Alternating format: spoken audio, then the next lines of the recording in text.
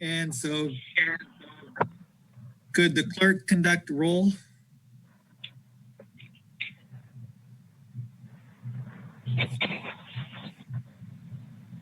Hello? Hello? Can you hear us, John?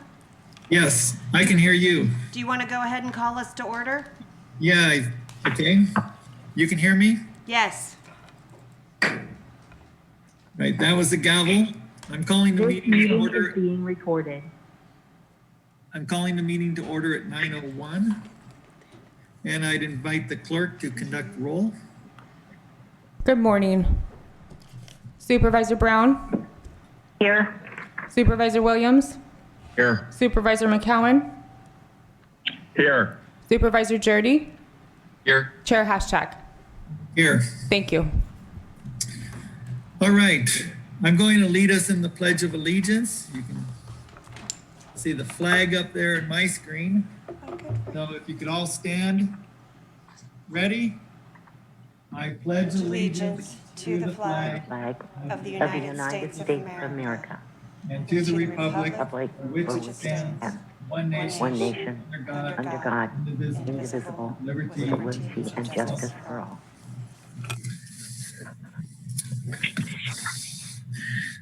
All right, before we get going on this, I'd just like to, I'd really like to thank the county leaders, the executive office, the health and human services people, CEO Angelo, the public health officer, Dr. Duhan, and other medical field helping on this, everything we're going through.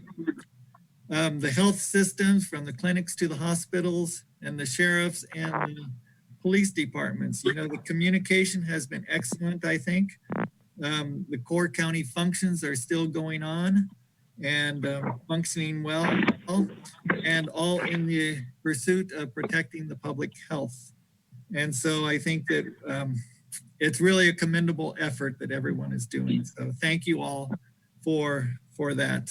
And with that, I would like to say, you know, it's certainly a different kind of meeting we're having today, and we will probably be having for a while.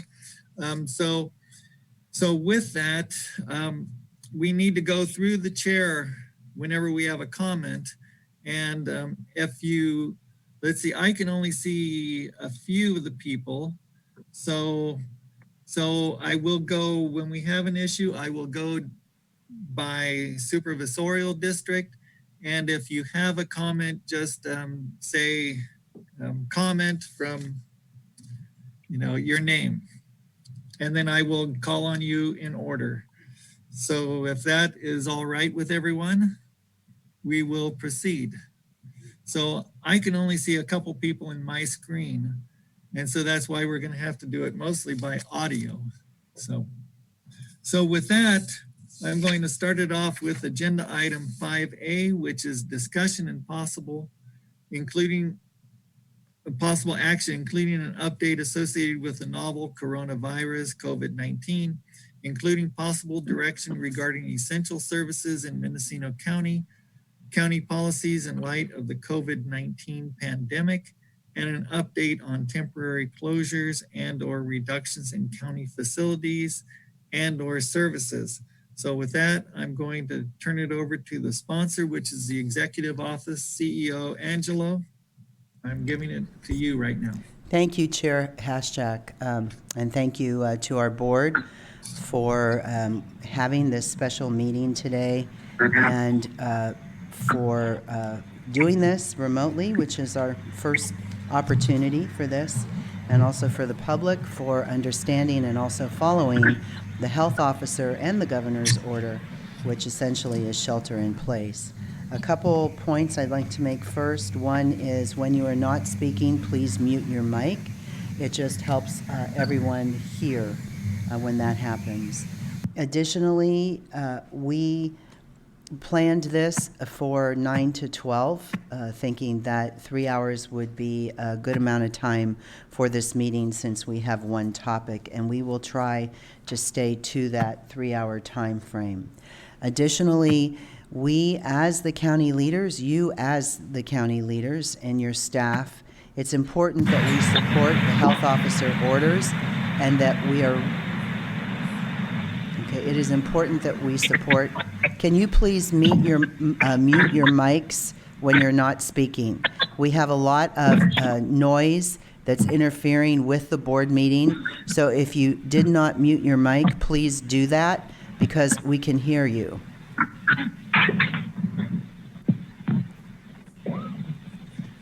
Again, I would ask, please mute your mic.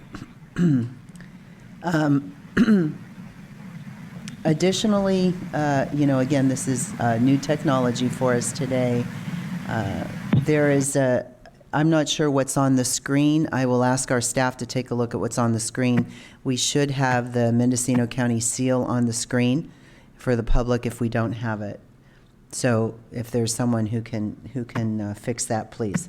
Okay, so we are doing everything we can to support the health officer orders. And by doing that, her order is in place to keep the public safe.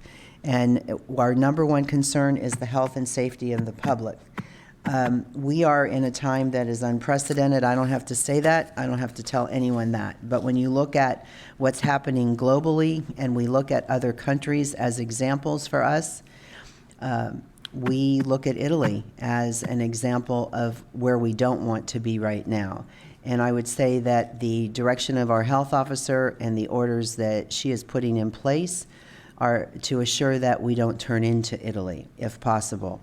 At the federal level, for this board's information and for the public's information, at the federal level, the federal government is doing what they can to provide funding at the state and local levels to help not only government continue, but also our businesses as well, so that we can keep our economy going. And at this point, the public health, public safety, and public economy are all one. At the state level, we're working with the state daily, and they are there to assist us. As you know, we've declared a local emergency and a public health emergency some time ago. And so the state has been there as our partner. We have been able to order supplies through the state, whether it's personal protective equipment or other supplies, and they've been there to assist us. And at the local level, I would like to say that the cities have been our partners. The city managers and myself have a phone conference every week and share information and work in the best interest of the 90,000 people in this county. I had communication with the Point Arena city manager this morning, with the Ukiah city manager on and off throughout the week, and then again our weekly call. So we're doing everything we can to compare notes to make sure that everybody has what they need. Some of the issues that we'll be discussing today, we will start with Dr. Mimi Doohan, our health officer, who will give this board an update on COVID-19 and what the county has been doing and where we are. And then we will move to Lieutenant Shannon Barney as our Emergency Operations Center Manager, who has been managing our staff in this response. Also, we will go to Deputy CEO Janelle Rawl, who has been handling logistics, and she will give an update to the board. Deputy CEO Darcy Antle will give a financial update. Then we're hoping to discuss with the board the facilities closures, reduction in spending, and some other issues. I think at that time we open to public comment and then have board discussion and direction. I'd like to say when we started planning this meeting on Tuesday to where we are today is an entirely different place. And every day, actually every segment of the day, is a new day as far as what happens either here locally or at the state or federal level. So there are some things that we have done locally that I want to make sure the board is aware of. The public health orders that have been enacted, you are aware of. We have developed policies. Our Human Resources Department has developed policies for our staff. Some of those policies have to do with leave policies, leave usage, and also work from home, and what to do if an employee is either new to the county or has no leave balances. Also, what operations are essential or non-essential, and if you have a department like the library and the museum that have closed down, what happens to those employees? And the way that we've worked it is that is up to the department head, who will deem whether a function is essential or non-essential. And if there are employees that are working in an area that is not exactly critical at this point in time and can be closed down, those employees are redirected. Some are redirected to departments that need additional help, and some are redirected to the EOC, the call center, the policy center, those areas that are working in direct response to COVID-19. I have been having phone conferences with the department heads, and we have been staying apprised of what's happening in the departments and the services. I'd say one of the biggest actions that we've taken over the last couple days is to close the county departments to the public. And that press release went out yesterday. As of yesterday at noon, we closed departments to the public. Every department out there has a contact. So if you call a department, you should get someone to answer the phone. If there is no one there at that point in time, please call the call center, and the call center will work with the department to get you a response. And that's how we've set it up. Today, we know that we have a vacancy rate. We have people calling in sick. We know that the schools are out, so there are parents that need to stay home with their families and with their children. So we are staying apprised of the call-in percentage of what we have with our employees and how we can provide services. Again, we do have a call center that's been open for quite some time now. The number of calls has increased, as this board can only imagine. Along with that, again, in the interest of staying safe, keeping our employees safe, and keeping the public safe, we are changing our order of board hearings. And you can see that we are online teleconferencing. We are closed to the public, and we are live streaming these meetings, also available on your mobile devices, and any public comments can be submitted to the clerk electronically. I did receive an email this morning. Members of the public, not all members of the public understand that. That message has been out. We continue to put that message out. So if you are a member of the public and you have a question, you must either call that question in or send it over via email. Additionally, there has been lots of calls and concerns regarding the business community. We have had one phone conference with the business community, and that was, I'm going to say 2 days ago, I'm not quite sure. We had one scheduled last night, and that was preempted with the governor's press conference. So it was important that we heard what the governor had to say last night, so that business phone conference from last night, which was a larger group, was preempted. We will schedule that again. And those phone conferences are with the health officer and with county leadership. Additionally, yesterday, we had a phone conference with the faith-based community as we move forward and attempt to assist our community with isolation orders, quarantine orders, and sheltering in place. We need all the resources we can to assist people that need assistance. So we will continue to work with members of the community. If you are out there and you either have an area that you would like to assist us with, or you have needs, please contact the call center and they will get that message to the appropriate person. The number for the call center, of course, I don't have it right in front of me. Could I ask one of my deputies, could you please state what the number to the call center is? The number for the call center, this is Lieutenant Barney, 707-234-6052. Thank you, Lieutenant. Okay, delivery of goods and essential services is another area that we are working on, and we know that this is a concern for our community. As far as personal protective equipment, masks, gowns, we have placed an order. Of course, the safety of our employees is first, so we are ensuring that we have enough what's called PPE for our employees to respond to public need. Additionally, we know that there is some concern about grocery stores, other areas, gas stations and such. We will treat this like we did with the PSPS, that where we were out for 120 hours and there were supplies that were not able to get through Mendocino County.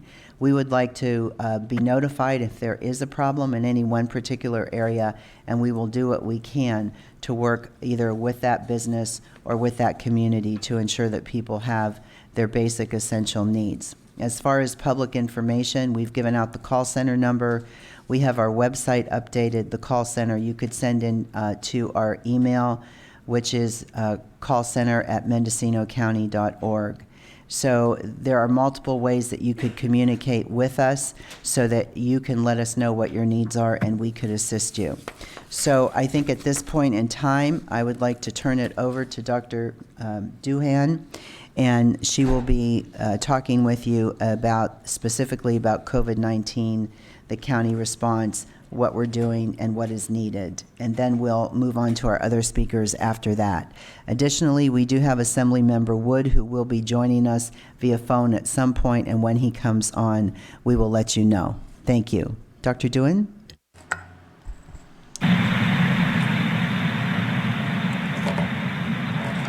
Board members, would you mind please muting your phones? Thank you. CEO Carmelangelo, how long would you like me to make this presentation? Dr. Duhan, it is, thank you for that question. It's approximately 9:20. I think that you certainly have a good 20 minutes or so to speak with the board, and then I'm certain there will be questions. Okay. Thank you. So to start off, to our Board of Supervisors, I have just given slides, a PowerPoint presentation to Janelle Rao that she can send to you when it's appropriate, that I think will be helpful for your situational awareness. This slide deck comes from Lucinda, who is our epidemiologist in Sonoma County, who we share through our shared EMS. I'm not sure I'm describing that. Janelle Rao, Deputy CEO. I just wanted to confirm that the slides have been uploaded and pushed to the web, so board members, you should be able to access them either on the web or through your iPads. Thank you. So I may not be describing the exact relationship we have, why we have this epidemiologist in Sonoma. For that, we can give you additional information, but essentially through our MOOC, we have an epidemiologist we share with Sonoma, and I'm very grateful that we're having 7 a.m. phone calls in the morning, which includes myself, the epidemiologist, Lucinda, who created these slides, Brian Cleaver, James Salvante, Jen, I'm sorry, Jen Banks. Thank you, Jen Banks. Carly Sullivan and myself, and then the health officer, Sundari Mace from Sonoma.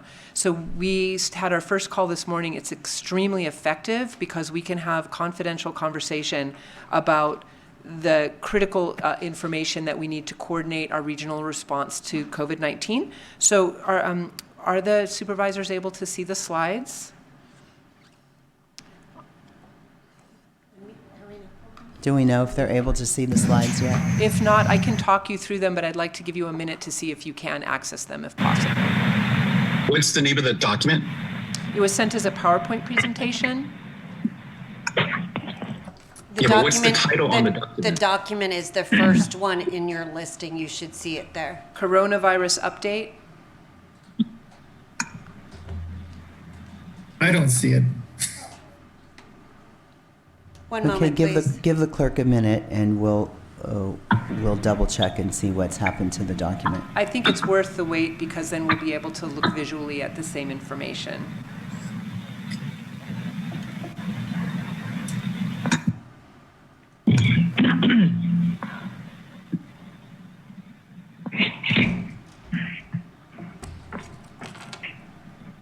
I do apologize for these being coming to you late. I just received them right as I walked in. It'll be just a moment.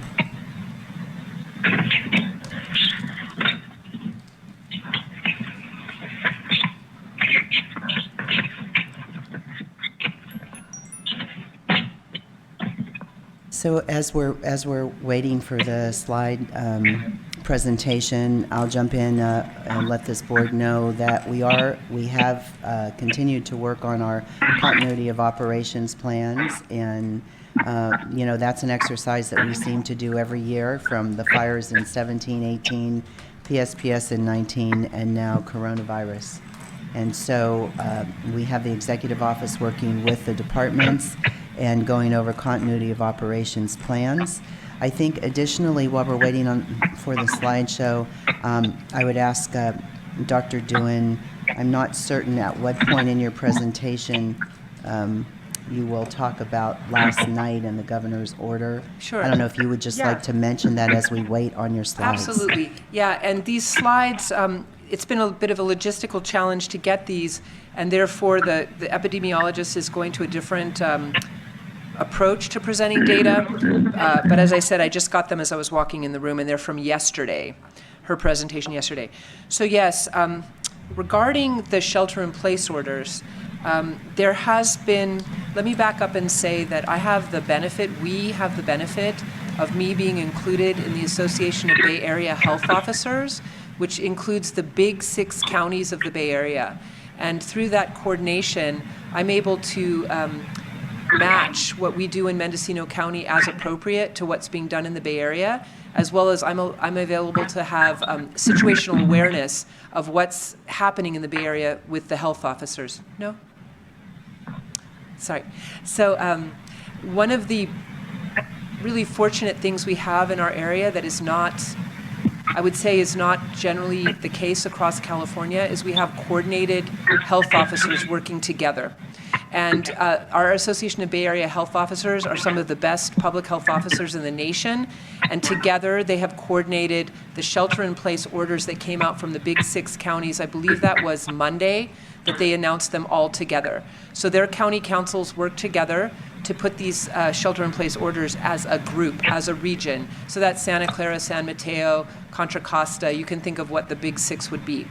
Then what happened after that is Sonoma County modeled their shelter-in-place orders after the big 6 counties, and then other counties followed. So Napa, Lake, and we followed right at the same time as Sonoma. However, what we did is we took a lot of time here with County Council, with Carmel Angelo, to see if we might have any differences to the shelter-in-place orders from the Bay Area, given that we are a rural region, and in the Bay Area they are urban. And so there were some, I would call them slight differences. In the majority, our shelter-in-place orders are nearly identical to the Bay Area, but we did want to recognize that here we have more space around us, so that we're not so crowd-packed in tightly. We do our shopping not in big malls, but in little shops, little businesses that we want to support and protect. And also, we have a concern about the fact that because we have had 0 cases, that we might have people from the really impacted areas of the Bay Area coming and wanting to fill up our hotels and lodging to get away from the big city and their shelter-in-place orders, when we need those beds and lodging for our own emergency workers, for our own surge capacity, and also to keep our communities safe. So there was an element we added into our shelter-in-place orders that, and I don't have it right in front of me, but if we want it read, we could ask County Council, that specifically said that transient lodging should not be used essentially for tourism. We didn't use the word tourism, but for individuals that are using it for transient lodging, that we need to reserve those beds, in other words, in hotels, for our emergency purposes. This has been an area that we are going to be messaging with clarity in the coming days, because there seems to have been that this message may not have been received by our business community as clearly as we hope it will be.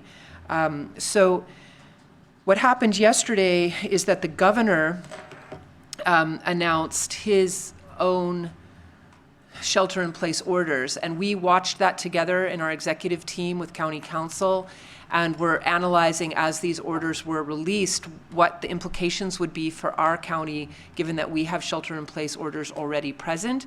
It seems on the surface of it that the governor's orders were more restrictive than our orders, but I think when we looked more closely, it seemed that they were maybe uncertain whether they were more restrictive or not. In fact, it seems that ours, in the end, may be more restrictive in some ways. So I would like to read to you a message that I received through the Association of Bay Area Health Officers. We're in what's called a Slack channel. It's an app. For those of you don't know it, maybe you've heard of WhatsApp, but it's a way that you, using an app, can communicate with a closed group about closed topics, and we communicate regularly.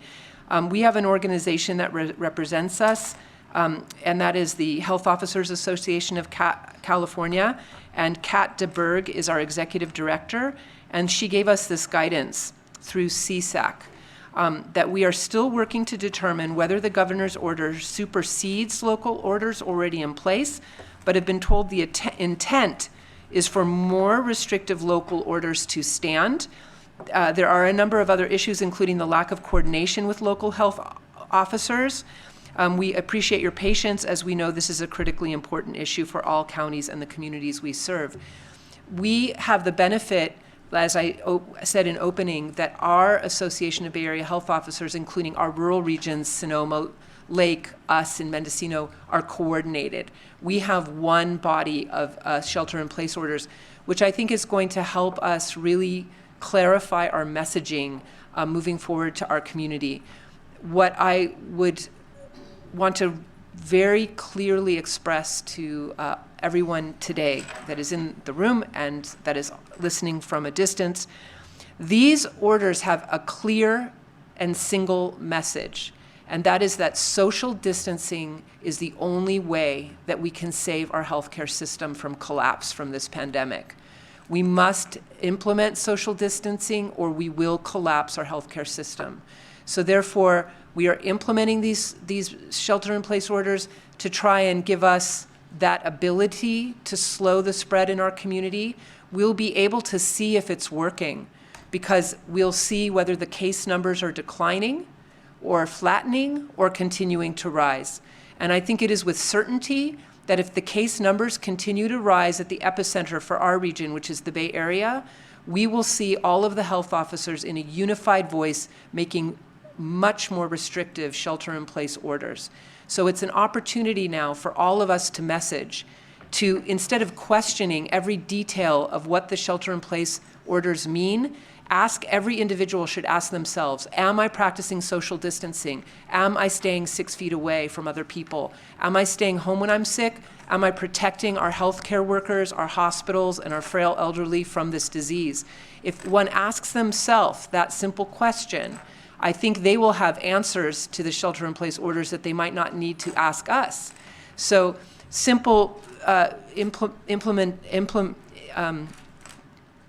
implications of these orders, for example, that we did allow some essential businesses to remain open beyond a grocery store and a hospital, but we said you should have pickup delivery at the curbside.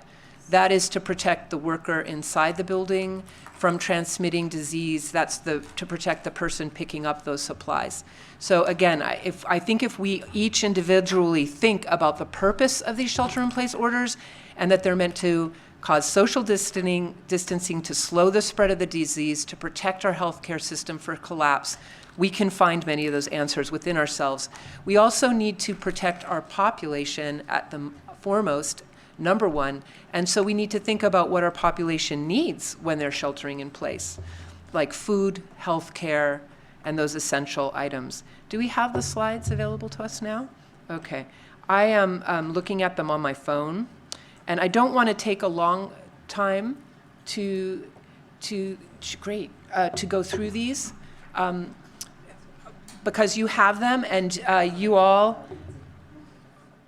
have them, and I'm sure that you all can read them on your own, and they will be clear to you because they're very well done by Lucinda, who is our epidemiologist, shared epidemiologist. But I'm just going to go through them very quickly. I'm going to take 5 minutes to just fly through these slides, really, that we know the novel coronavirus was identified in December 29th. It was the end 2019, in Wuhan City. It was actually, I believe, the 29th. And it was initially detected as a cluster of pneumonia illnesses. I brought this up frequently because I have said I do not think the pandemic has hit us here yet. I think it's here. It's coming, it's in our community, we have our first case, but I don't think it's hit us with great impact yet, that in any way that's collapsing our healthcare system yet. And that's because we haven't seen an unexplained cluster of pneumonia-like illnesses, and I'm in touch with healthcare partners constantly, multiple times a day, including our hospitals, our first responders, our clinics, and their nursing homes, the homeless shelter. We're not seeing it hit as it did in Wuhan City with a cluster of pneumonias.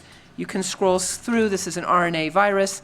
It's a member of the SARS family of viruses. We've had 2 epidemics of SARS, but never a pandemic of SARS. We've had flu pandemics before, never a coronavirus pandemic. And so we do call out the epidemics of SARS, which were contained. You can flip through and see a map of the world, and we define a pandemic when you look at the global map and you see the hot spots on the entire world, which we have. The global updates, these were from yesterday, and one of the things that we call out about our numbers in the global epidemiology is there are now more cases outside of China than inside of China. When we first started tracking this closely in early January, all of the cases were in China. Then we saw very few cases outside of China. And then we saw the cases in China dropping down to very small number, relatively speaking, and the cases around the world rising. So we see that we could use the language that in China, the disease is burning itself out because the population has been exposed. The people who've gotten sick have gotten sick already, and now they have immunity in China. But we're seeing it now spreading throughout the world. Next slide, you'll see that the first case reported in the United States was in Washington State. This was a person coming from China. So when we first started tracking this disease, all the people were from China that we saw it in coming from China. And our public health department has been busy doing the hard work, really, because it takes a lot of intensive time of our public health nurses calling the returning travelers, telling them to quarantine in place, asking them if they're having any symptoms. And we have tracked many people who've returned to our county from high-risk countries, initially China, then it was cruise ships, now it's Europe, telling them to shelter in place because they were quarantined. None of them got sick. None of them were tested because they didn't get sick. We only test people who have symptoms. We do not test asymptomatic people. Our first reported death in Seattle area was in the end of February. This was in an outbreak in nursing homes. This is why I am so focused on our nursing homes. We meet with them weekly on Wednesdays, and we have had no conditions arise to our attention in those nursing homes to indicate that we have any outbreaks in our nursing homes. They are doing testing, haven't seen any cases. We have a small number of tests, but those, when it's been appropriate, have been done in our nursing homes. We have no cases. We are working to help the nursing homes have surge capacity. So if they do have cases, they can isolate them in a separate area so that will not spread to their staff or their other elders. Because we know that elders are at high risk of dying from this disease. So it's very important we protect them. In the next slide, you'll see that the travel advisories now are from China, Iran, most of the European countries in the United Kingdom. Therefore, people from those nations cannot enter our country because of the actions that have been implemented at the federal government. People from those countries that are U.S. persons can enter our country, but they're screened on arrival, and if they're asymptomatic, they're allowed to go home to their home counties. Public health is made aware, and then we contact them and tell them to quarantine as they are asymptomatic. And as I said, none of those people have become symptomatic. In the California update on the next slide, you'll see that there's hot spots in our state, which are the Bay Area and San Diego. If you look at the whole West Coast, the hot spots are around Seattle, the Bay Area, and San Diego. So we are sitting, I would say, as a firewall between the Bay Area and Seattle, that we really are in a position, I believe this passionately, that we can stop and slow the spread into our vulnerable regions based on what we do here. And I have been reaching out to contacts that I have at the California Department of Public Health, through them at the CDC, to say, please come help us, because we are positioned to really slow the spread to benefit not just our county, but those to the north.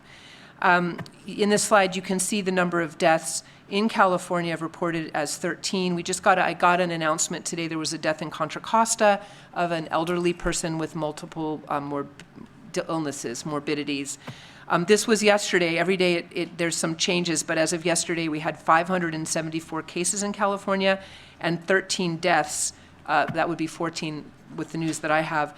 The parentheses next to the 13 deaths where it says +2, that's in the last 24 hours. So I'm assuming this epi slide would be +3 regarding deaths. You can see that we have not had any deaths in the counties around us. And in fact, until 2 days ago, we didn't have a case in our county. We did find that case. It was reported. I am keeping it confidential, exactly the nature of where that case is from, but it is south coast of Mendocino. Person is, I said that publicly yesterday. It's a young person who's doing well, who's in isolation, who is posing no risk to the public. We're actively monitoring this individual. They never needed to be hospitalized. The next slide, you'll see a scorecard for the local region. In a case, of course, this changes by the day, but 1 case in Mendocino, which I mentioned, 0 cases in Lake, 9 in Sonoma, 0 in Napa, and then when you get down to Marin, you see community spread. We have community spread in Sonoma as well. Community spread is when we cannot trace the individual back to a contact. For example, if someone came from China, we would say this was from travel-related exposures. Or if somebody was a healthcare worker treating a person with COVID-19, that was due to an exposure. But a community spread is when you just have no idea where that person got the infection. The person our case in Mendocino, we're still doing the investigation actively. We will be talking with the California Department of Public Health at 1 o'clock about the case to ask for their help, for them to come and help us with this case. The CDC can bring an epi team, and I'm asking for that because that will give us the capacity to really respond in a way that is very strong, because we don't have the resources here to do the on-the-ground work that is required for a true vigorous epi response there in the South Coast. But as far as we can tell from the information we have, this was related to exposure to a COVID-19 case in our individual. In other words, this individual was not a sign of community spread.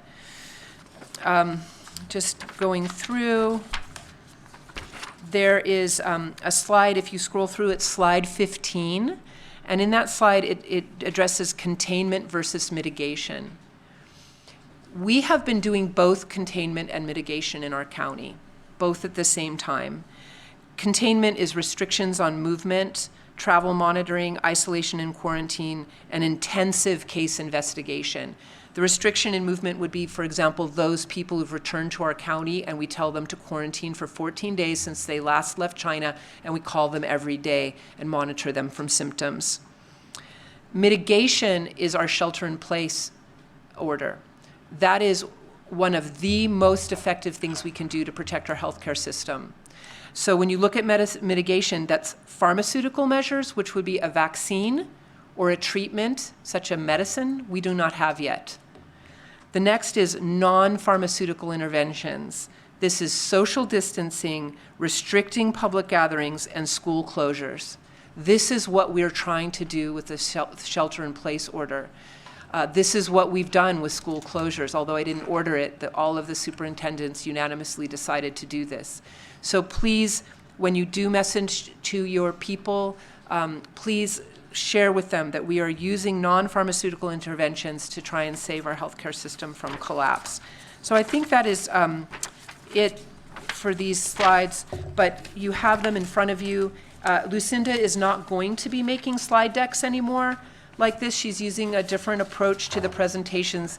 We have a call every day from 9:30 to 10 with our Sonoma partners, and then it includes Lucinda with her EPI approach. It includes our health officers. I'm having our newly deputized health officer, Dr. Flaherty, on that call while I'm with you here.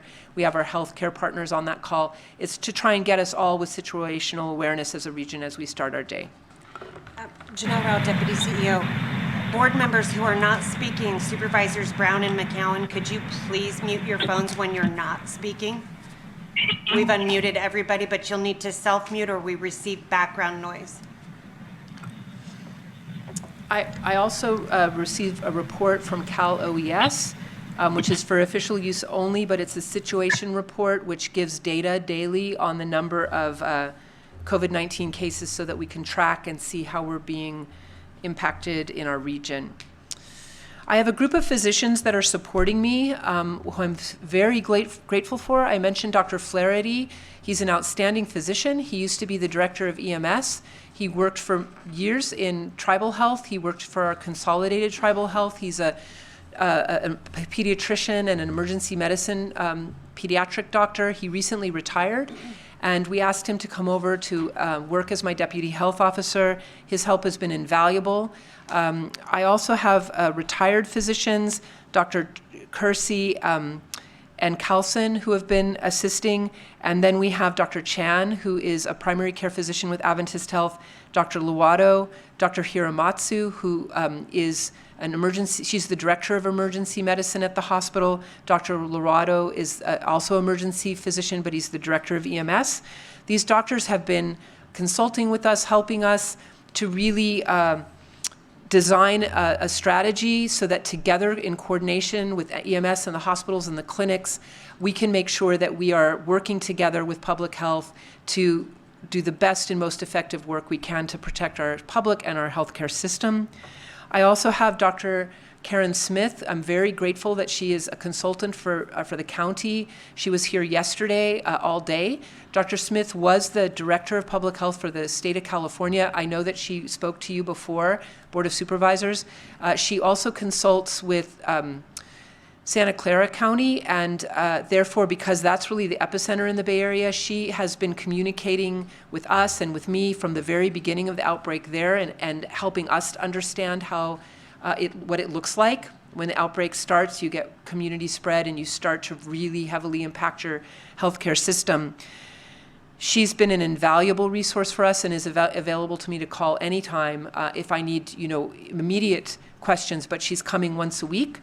Sundari Mace is the health officer for Sonoma. I was very concerned because Sonoma, their health officer moved over to the CDC, I think it was about 10 days ago, and then Sundari Mace came in and took on that role. She's a very experienced health officer. I'm going to be speaking with her, as I mentioned, every morning at 7 a.m., and I'm very grateful to be coordinating with her in our response. So I want to share with you that I think we're very strong in terms of our team.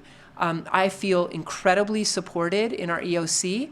I feel that the leadership in our EOC is absolutely right where we need to be to do the work that we need to do. Given the resources we have, we do have constraints, but we use every ounce of what we have to do the best work, and I'm feeling very strongly supportive and confident in our leadership.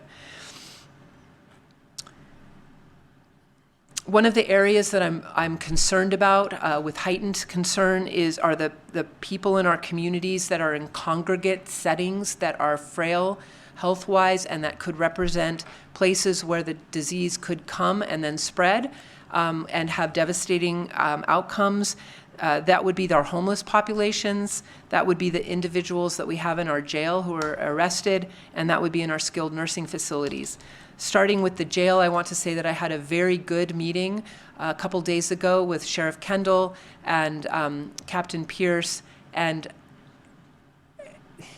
I'm sorry, can.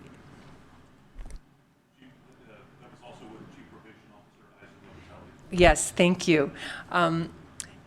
I was reassured by this meeting. They have a plan. We talked about it. The plan is to have a wing that's reserved if we have a case so that there can be isolation in that wing. And we also talked about other things that we could do if there was a case, such as having showers set up in front for the officers so that when they come to work, they can put on a clean uniform that will have been washed for them freshly, put that uniform on, go to work at the end of their shift, put that uniform in a bag for laundry, take a shower, and put on their street clothes. This is what I do every day when I leave. The only places I go, I'm in the EOC, and then I go to where I sleep. I don't go anywhere else. But when I leave the EOC, every night I take my clothes laundered and shower. It's a very good practice for everyone to use when they've been in a public space, and I'm really glad they have a plan in place for that. And I'm very reassured by what Sheriff is doing and the leadership there.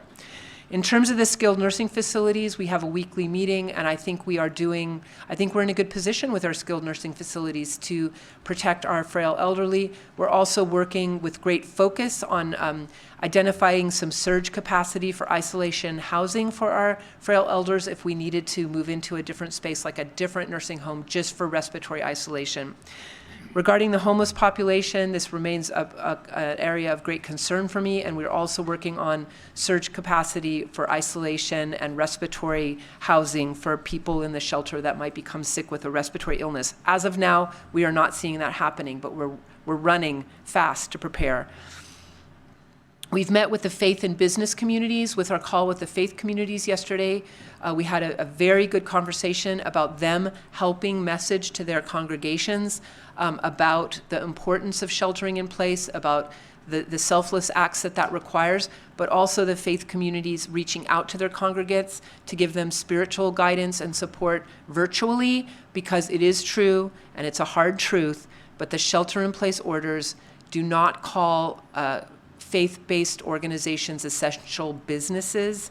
This would be too dangerous for our population to be congregating together in spaces of worship. We're protecting our people by making this order. So our religious leaders are understanding that they need to put into place ways to reach out to their congregations virtually, by phone, by video conferencing, and that we talked about that those faith-based leaders that are doing this could share with their other faith-based leaders how they're doing it, so our people can have that faith connection that we all who have faith practices need so deeply during troubling times like these.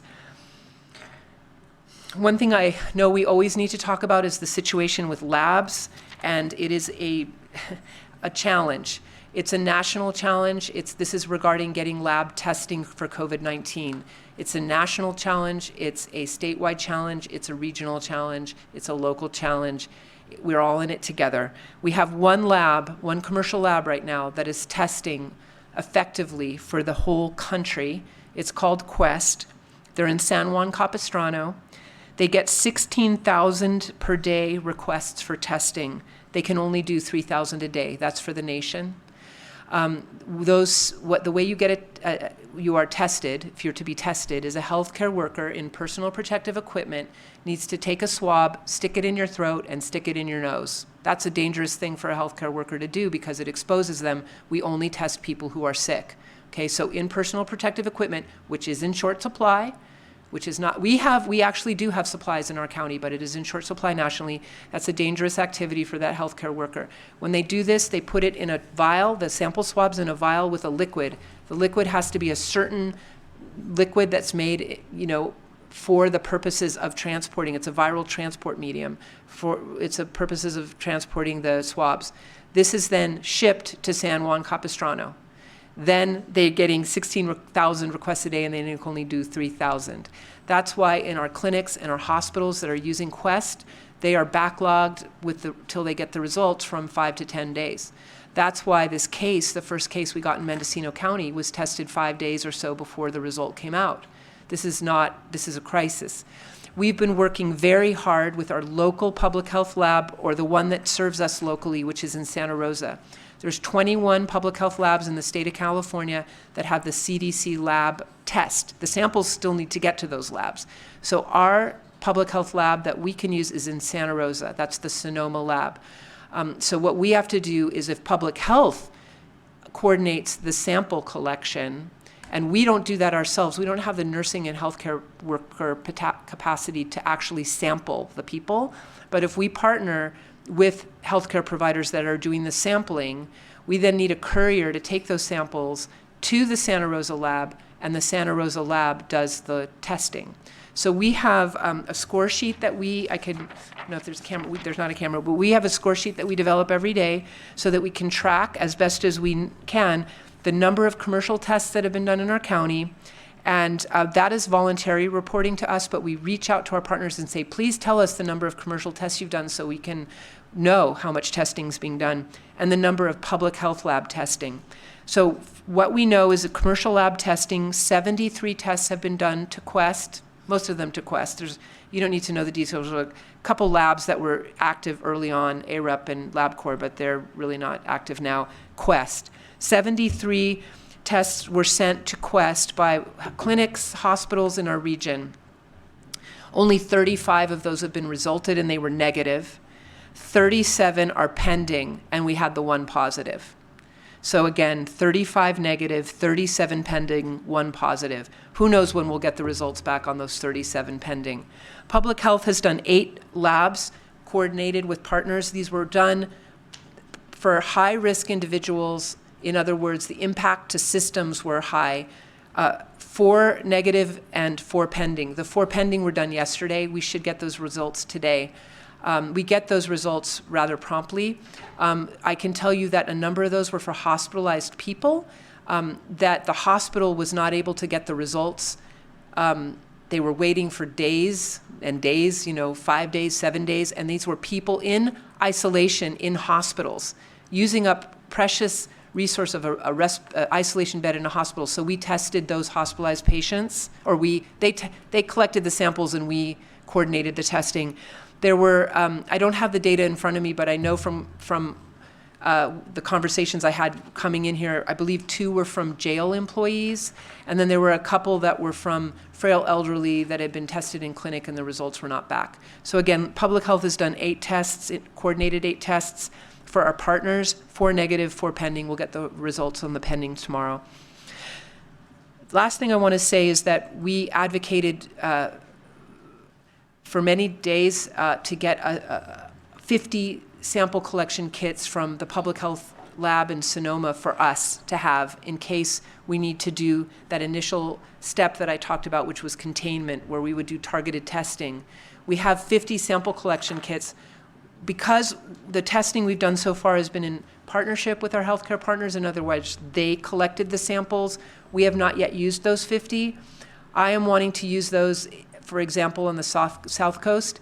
If we have a capacity to do testing there by having some staffing provide us with, nurses that could do the sample collection in full PPE, then we could use those tests to do some broader surveillance in the South Coast area. But right now we don't have that staff in our public health department. But we'll be having those conversations with public health when we have the call at 1 o'clock with the California Department of Public Health. That would be it for what I would like to do in my presentation. Thank you. Thank Okay. you, Dr. Doohan. Board members, we're going to unmute you. However, again, I need to emphasize, please mute yourselves unless you are ready to speak. I'll turn it over to the chair.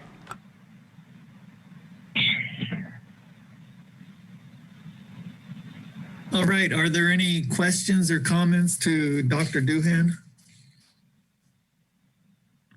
I have a question. Yes. Okay, let me go through and I'll just go by district. So Supervisor Brown. No. Okay, Supervisor McCowan. Yes. Go ahead. Dr. Doohan, and thank you very much for your very comprehensive presentation. Slide 19, and we know this from the 1918 flu epidemic, but it refers to waves of the pandemic, that it will continue to spread in waves for a year or more. So even if we strictly follow all of the measures put in place now and are able to limit, contain the spread of the pandemic, we're kind of faced with this for potentially up to a year or longer. What are your thoughts on that? How do we avoid, ideally, if all the measures put in place now are successful, we could start returning to a sense of normalcy, yet we have the specter of these additional waves of the pandemic still circulating. So What are your thoughts on that? Thank you, Supervisor McCowan. That's an excellent question, and I'm glad you asked it. If you look at slide 15, that's the slide with containment versus mitigation. With time, I'm going to answer the first part of your question.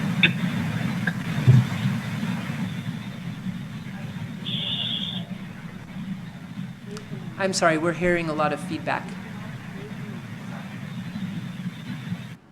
Thank you. As we learn our technology, we're moving through this together. So if you look on slide 15, under mitigation, the first bullet point is pharmaceutical measures. So I will say we have the greatest minds in the world working at super fast speed to try and get a vaccine and a treatment. So our hope is that we will have a vaccine or a treatment before we get to 18 months. And then that would be that would be a phase of our public health push out, would be pushing out a vaccine.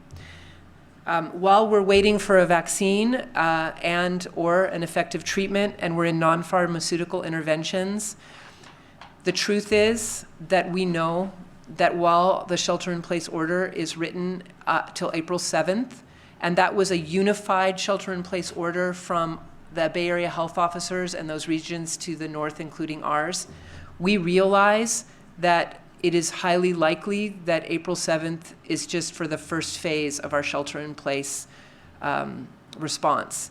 And I think we heard that messaging from the governor, where his orders were open-ended. And I think we realize, those of us that are inside public health, realize that this is just the beginning of our shelter-in-place life.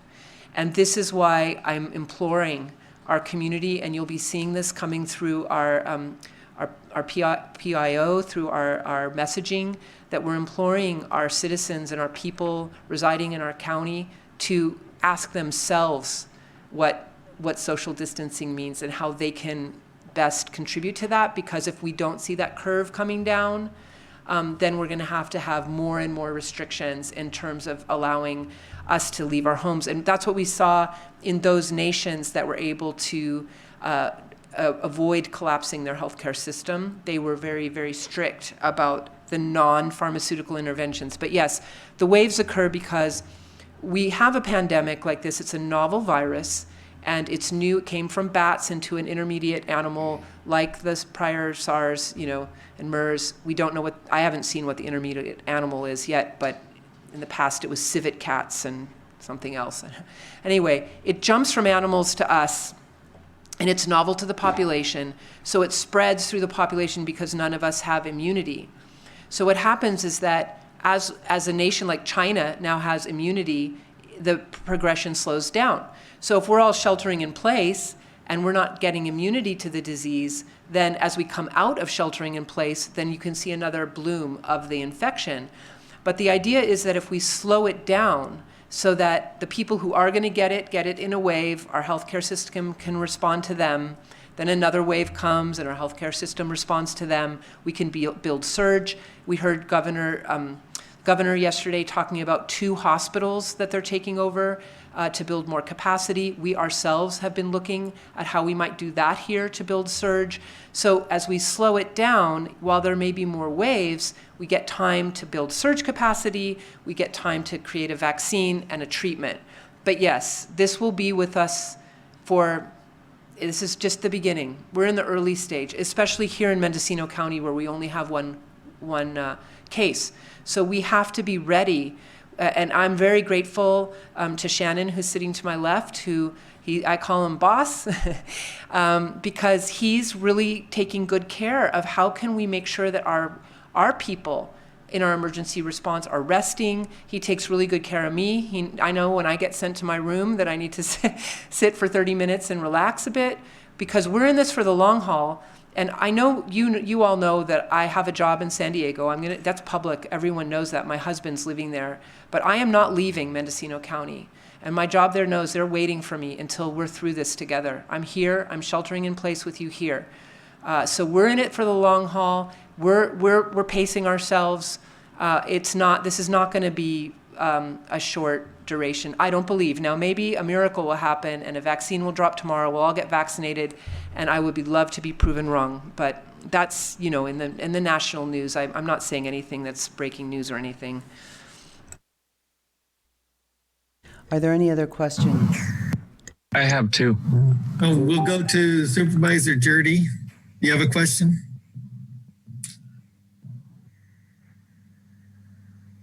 Supervisor Jurdy? Yeah.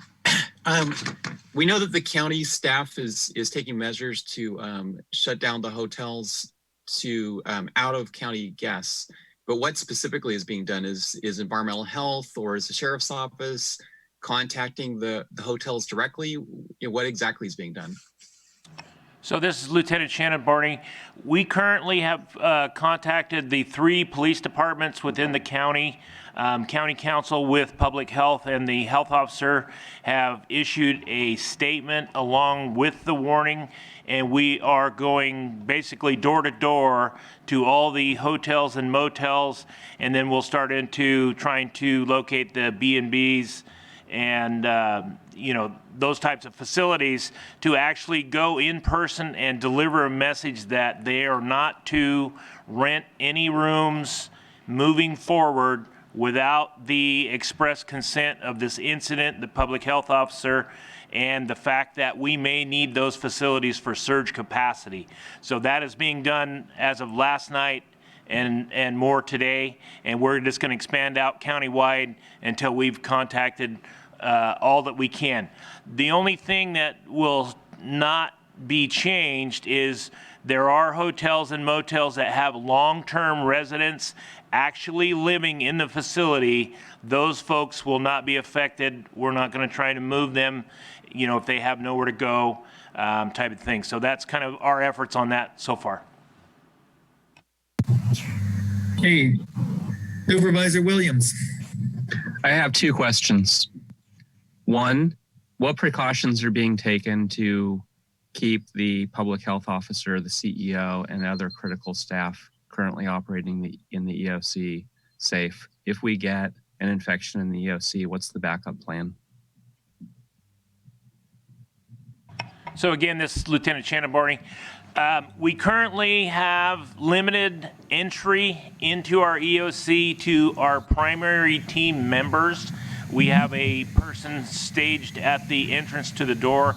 They are taking temperatures of people and asking about their health in general to see if there's any symptoms. We had a person come in yesterday who happened to be working on the custodial staff who had a little bit higher temperature. We made her wait just to make sure if it came down. She did come down because she was working, and we allowed her to enter.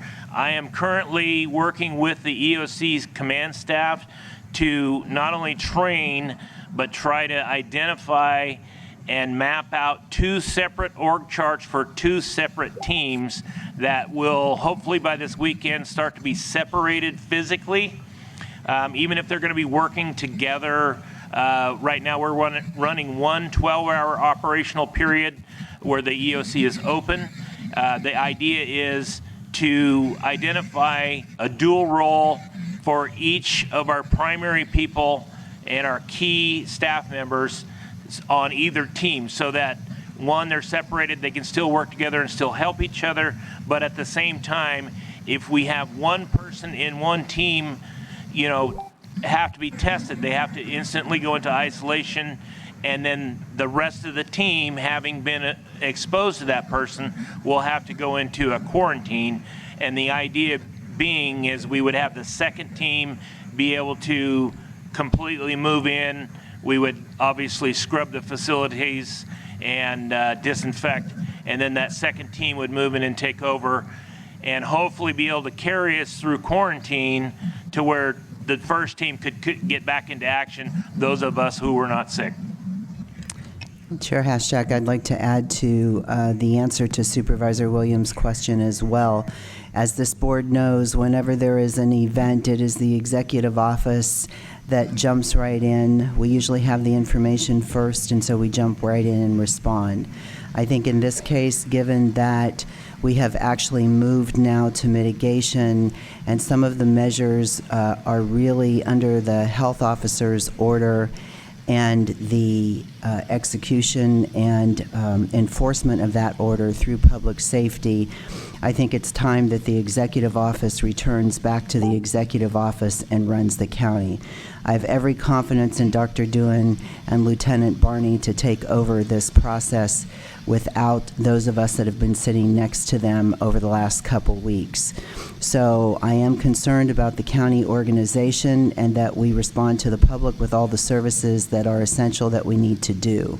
So regarding Supervisor Williams' question, I think what you'll see is that the staff in the executive office will be working in the executive office to manage the county organization. I think that will help as far as we get to be 2 and 3 deep in the EOC. Thank you. Supervisor Williams, you said you had another question. Yeah, since the governor's order was released last night, I think there's been a lot of public confusion about how to apply the state and the county orders. What's the best process for the public to get clarification? Thank you. I'll address that. Christian Curtis, Acting County Counsel. Currently, both orders are in effect. The public does need to be complying with both orders. As Dr. Doohan commented previously, the governor is not superseding the local order. So if there are aspects of a local order that are more restrictive than the governor's order, those are still in effect and they still need to be complied with.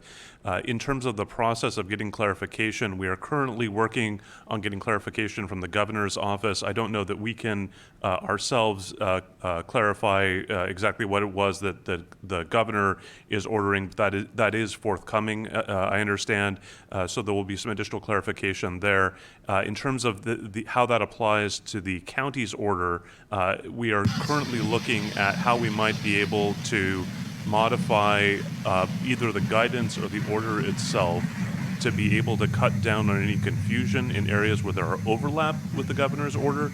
And additionally, the call center has been taking calls from a number of people with questions regarding the order. We've set up a process with my office where the information or the questions coming in through the call center are going to get routed to an attorney for review and then brought to the health officer so that, and then ultimately release their PIO. We're trying to do that on an expedited basis to make sure that we're able to get those answers out there as quickly as we can. But we want to make sure that there's no inaccurate information that's going out to the public, and we want to make sure that there's consistency on the clarification of the areas where the public is confused. Those questions and answers as they're documented. I imagine the other supervisors are being inundated with questions as well. And, if it takes an attorney to understand we're not doing our job with clarity. If I may respond to that, Supervisor Williams, I will say in any instance in which we enact a new law, a new regulation, a new ordinance, there is always an element of questions coming up that have to be answered in terms of the application.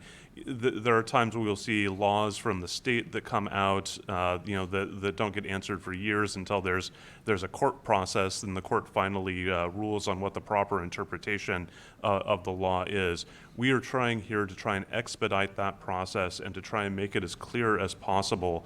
To some degree, there is always going to be some uncertainty when we create categories as to what is and is not covered, and we're trying to make sure that we cut down on that as much as possible and as quickly as possible to try and make sure that the public understands what it is that they need to be doing. And if I can just add that the Big Six Bay Area, I'm sorry, this is Dr. Doohan.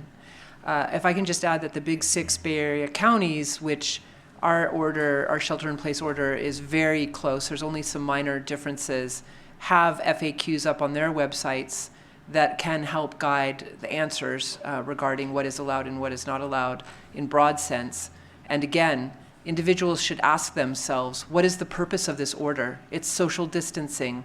And they should ask themselves when they ask us these questions, whether they're taking into consideration if social distancing is being put into place with their actions that they're questioning. I don't know how to best say that, but they themselves have the answer within them often.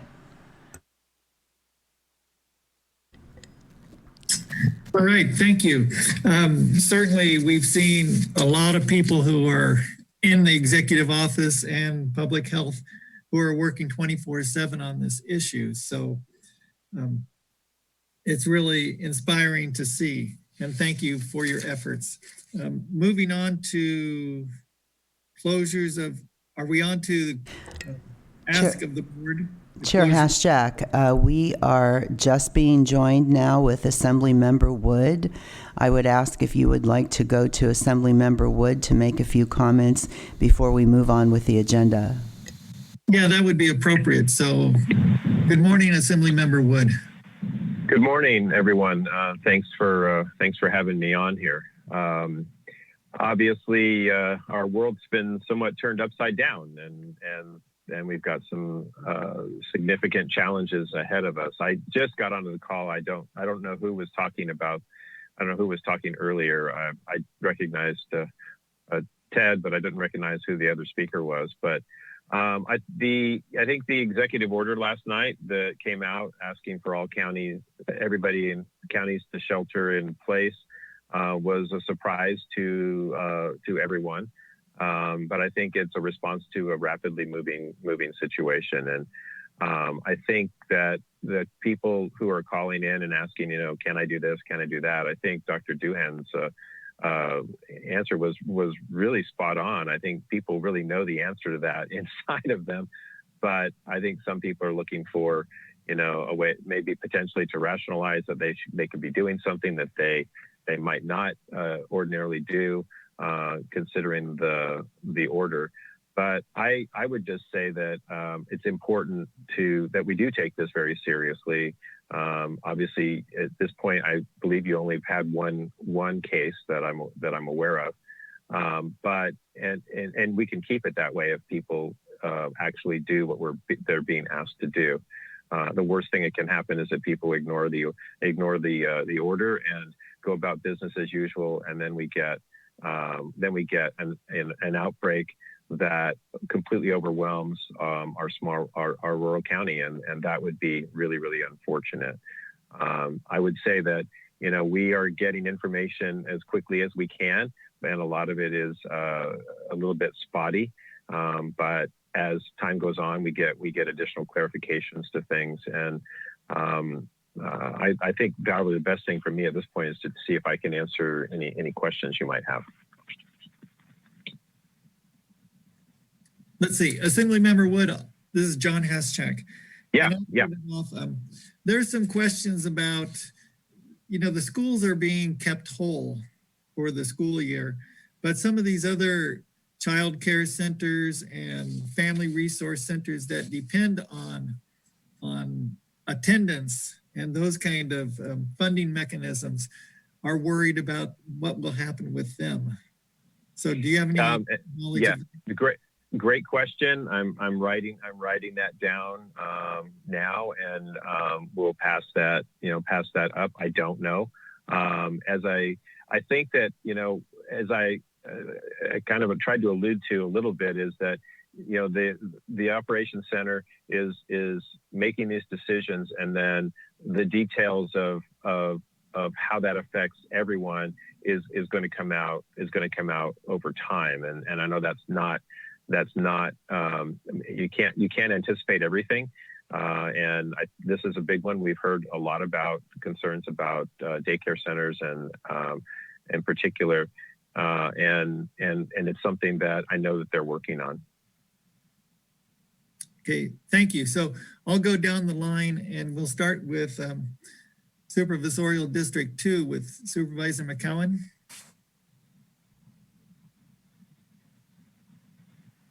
Supervisor McCowan? Question. Yeah, do you have a question? I do not have a question for Assemblymember Wood. I have a comment on the public health officer presentation when you come back to that. Very good. Okay, Supervisor Jurdy.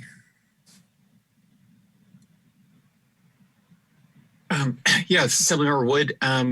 We have the the in-home support service workers that are really funded largely by the state and federal government, Yes. partially by the county. And I just didn't know if the state's looking at what it's going to do to provide services to their clients in a safe way, and also as people are maybe not invited into homes, what will happen to their wages?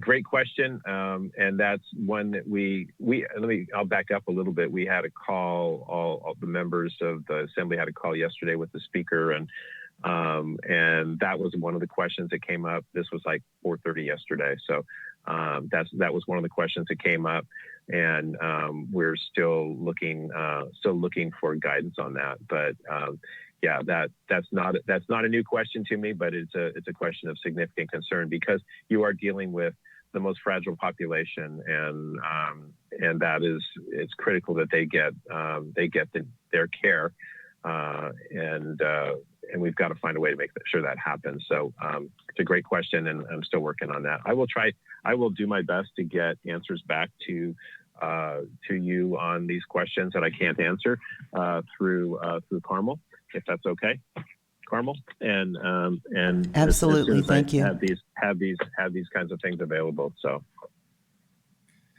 Supervisor Williams. What steps is the state taking today to get the homeless population off the street? I understand they're one of the high-risk categories for spread, and we heard the governor talk about a portfolio of 900 hotels. Is any of that action reaching our county? I don't know if it's reaching our county. I think they are focusing on the areas with the highest density. I know he set aside $150 million to work on this issue. I would say that if I wouldn't be just sitting there waiting for the state to dispense money or a solution. I think it's important that we actually push the state for that, and I'm happy to. That's obviously another question that's been coming up. And I think each county is going to be different in how they deal with it. The population sizes are different. The demographics are different. And I think the important thing is that we have flexibility.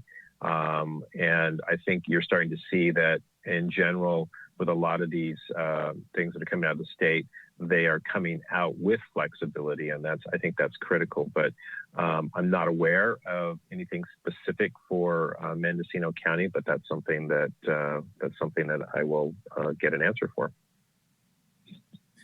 Supervisor Brown. Thank you very much, Assemblywood, for coming and joining us today. Supervisor Williams asked, and I think it's 16 biggest cities are going to get the first aid as far as modular units. There is, I believe, a dollar amount that will be available to other cities and counties that you will have to apply for.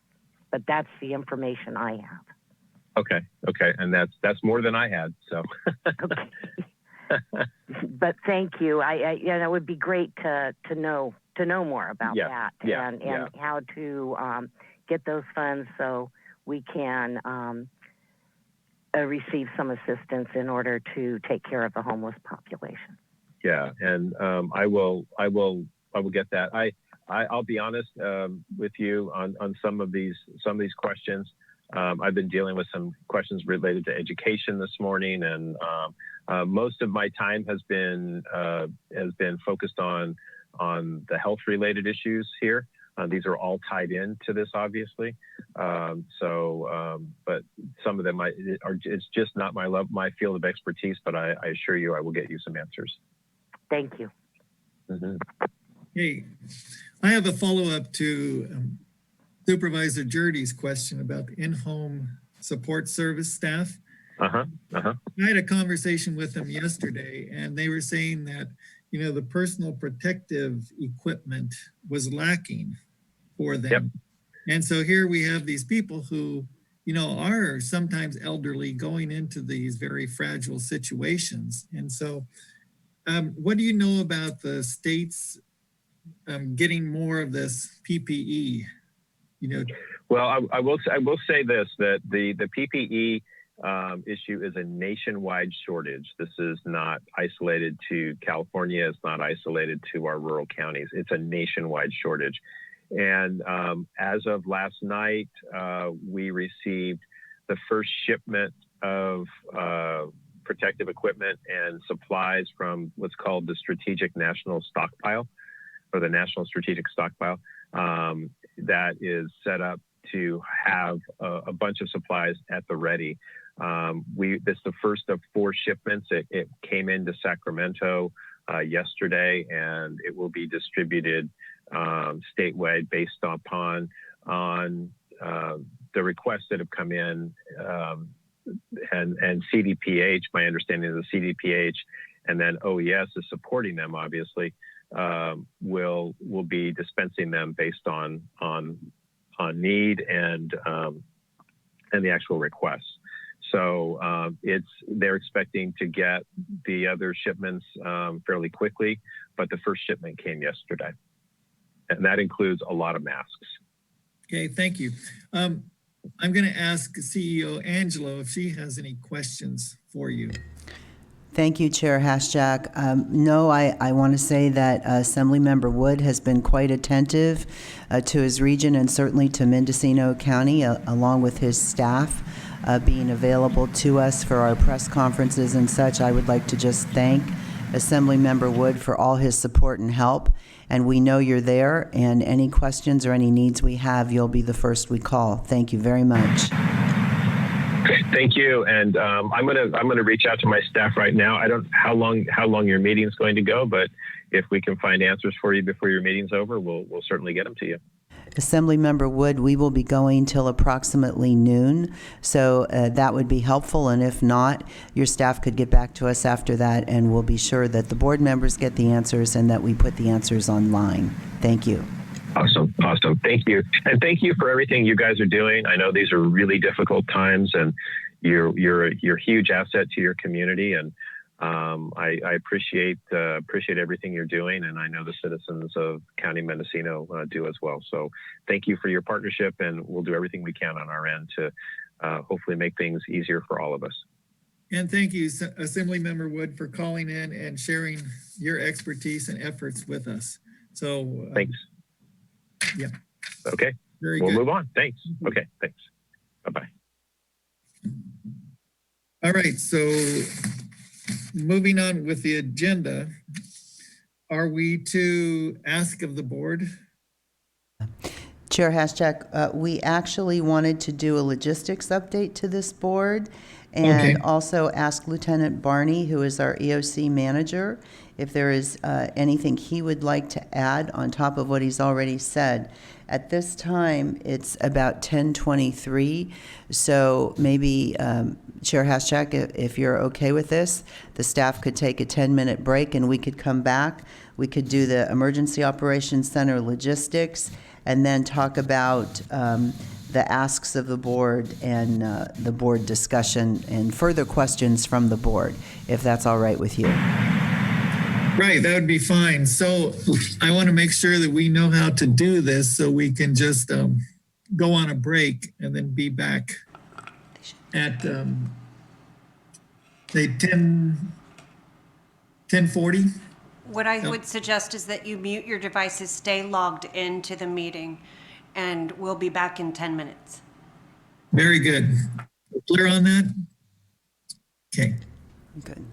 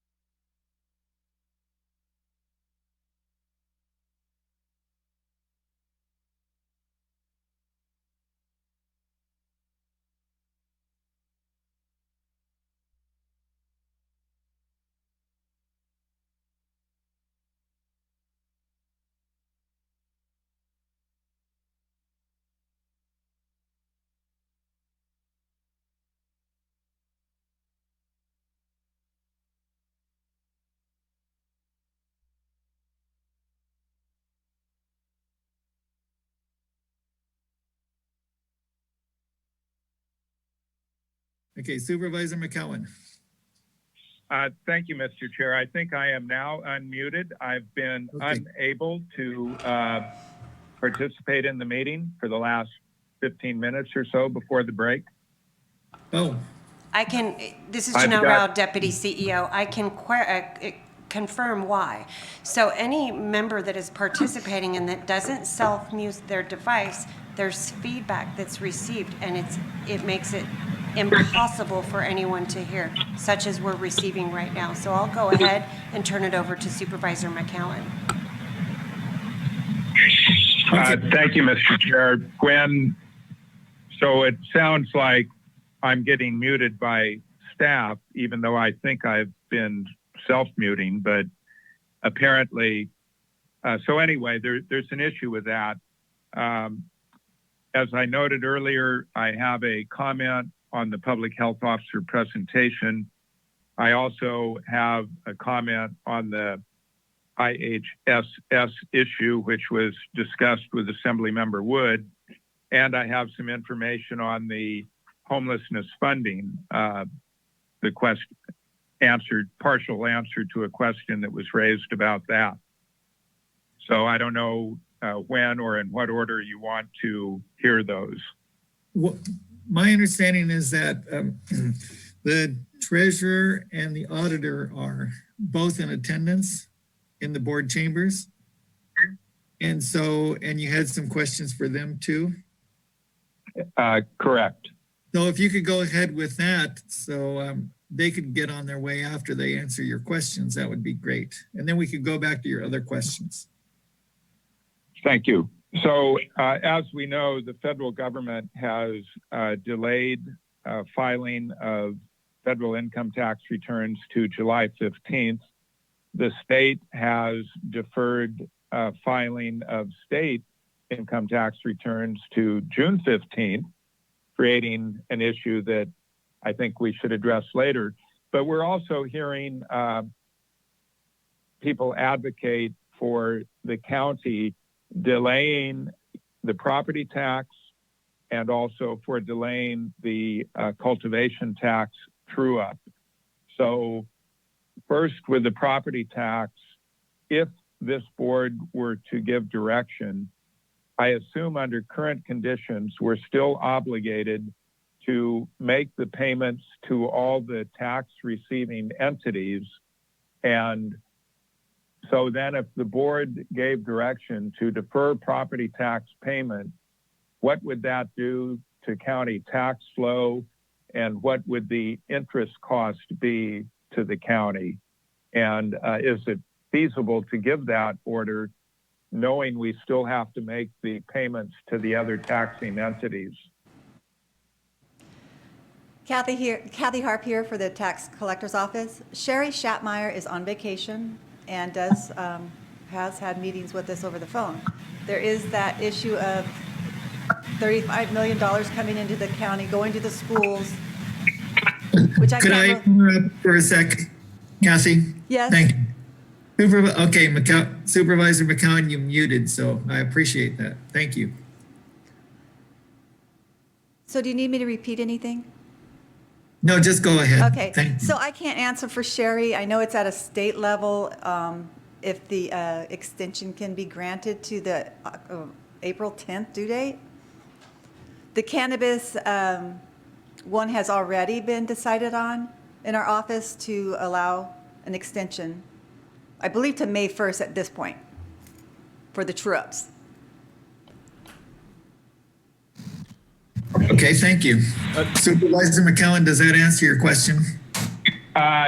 Yes, at least partially. So deferral to May 1st on the cultivation true-up, and it otherwise would have been due when? They have a couple different dates, I believe March 30th and March 31st for the true-ups. Okay, right. But then you have the quarter ending, so April 30th will be the next due date for the quarterly stuff. Right, so it gives them either a 30 or a 60-day grace period, depending. Yeah, and they're not, I don't think there's any concern about giving extensions to those individuals for the cannabis because they're used to that. it also doesn't create a payout scenario for the county where we have to pay out funds we haven't yet received. Exactly. Back on the property tax question, and I think that's more an auditor question as to the fiscal implications if we were to defer collection of property taxes. Again, I think we're still bound to pay them out, which could obviously be a cash flow issue, and then there'd be an interest expense to the county as well. So what are the implications of that if we were to delay collection of property tax? This is Shamise Cubbison, Assistant Auditor Controller. I can't answer in exact detail other than I would imagine we would still be required to pay the teeter payments. So there would be a significant impact for distributing those funds. Well, right. And by teeter payments, that's all the payouts to the schools and the other taxing entities, which accounts for the great majority of the property tax. That's correct. Thank you. And so maybe we could have at our next meeting on March 24th, we could have a report on the implications to the county if we were to give direction to defer property tax collection. I'm not advocating that we do so. I just think we should have the facts in front of us. Very good. Supervisor Jurdy. If I may interrupt, I'm sorry, Mr. Chair. This is Christian Curtis, Acting County Counsel. If I could, I'd like an opportunity to just add a little bit to the response to that last question. Okay, go ahead. Thank you, Mr. Chair. I just want to add, in terms of possibly giving board direction to defer collection of the tax payments, I know there has been discussion at the state level as to whether or not the governor might issue an executive order under his emergency powers to delay that filing timeline. I'm not certain, because it's a state regulation rather than a local rule. I don't know at this time that if the board actually has the authority to authorize the tax collector to defer the collection of taxes. That might need to come from the governor. And that's something we'll probably know better by the 24th, maybe. But it's information that we should have. Okay, Supervisor Jurdy. Thank you. The information I would like to see at our next meeting is in looking at the costs of the county fronting the money to the school districts, to the others who get the vast majority of the property tax. A lot of residents don't understand that they write a check. We all write a property tax check to the county, but the county only keeps about 30 cents of that. So about 70 cents is forwarded by the county to those other agencies. And if the money is not coming into the county is forwarding its own money to those other agencies. In my mind, a much less expensive and beneficial option for the county would be, although we would be the ones, I guess, covering the bill, would be to say, we will waive the credit card fees. It's, the county is paying about 2%. Right now, it's the customer, the resident that pays about 2% in credit card fees. But if we want to discourage people from walking into the treasurer's office and handing over a check or cash, we could, for example, waive the credit card fee and encourage people to make that payment online. So I think that, in my mind, is a better option, and it would be much less expensive to the county. Okay, thank you. These are some things that we could explore on the 24th. I think it's totally reasonable to do that. Okay, so Supervisor McCowan, did you have some other questions? Yes, thank you, Mr. Chair. First of all, on the IHSS issue, I think we've probably all seen the letter from SEIU 2015. They raised a dozen points, including ones that have been raised here today. I did submit a cover memo to the board on that issue, and maybe this is something, again, we could have on the 24th, but we could potentially direct staff to prepare a letter to our state legislators, as well as the state entity in charge of IHSS, and advocating for implementation of the points raised in the SEIU 2015 letter to the extent they're feasible to do. And obviously some of them go to both protecting the workers going into the homes as well as the people receiving the services. So keeping everyone healthy and safe is the first concern, but there's a number of other concerns raised in that letter. So again, I would request that the board support direction to staff to prepare an advocacy letter incorporating the points raised in the SEIU 2015 letter. And then I've got a couple more points. Chair Hashtag, this is your CEO and clerk of the board. I'd just like to make a comment that, can you hear me okay? Chair Hashtag, okay. Yes. The March 24th agenda has already been posted, and we've worked on that agenda. We're not able to add anything further to the March 24th agenda. I would like to agendize these items that the board is adding today to our next meeting, which would be April 7th. At this point, some of the questions you're bringing up need the auditor and the treasurer. I'm not certain that either of them are available on March 24th, but we certainly give them enough notice for April 7th. Additionally, the letter for IHSS, considering the length of time that this issue is going to go on, April 7th certainly works to get it on the agenda. We have the time. Okay, and we can all certainly make our personal contacts with the state legislators on those points too. So are you all right with that, Supervisor McCowan? Because I think that we do want to go forward with that. Thank you, Mr. Chair.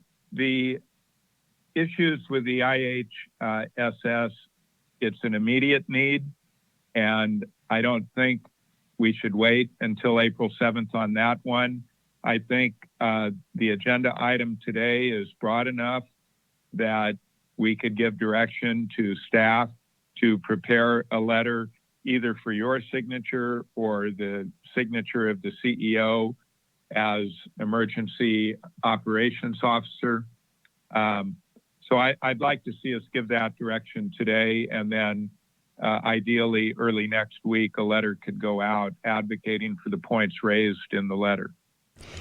Chair Hashtag, this is your CEO, clerk of the board.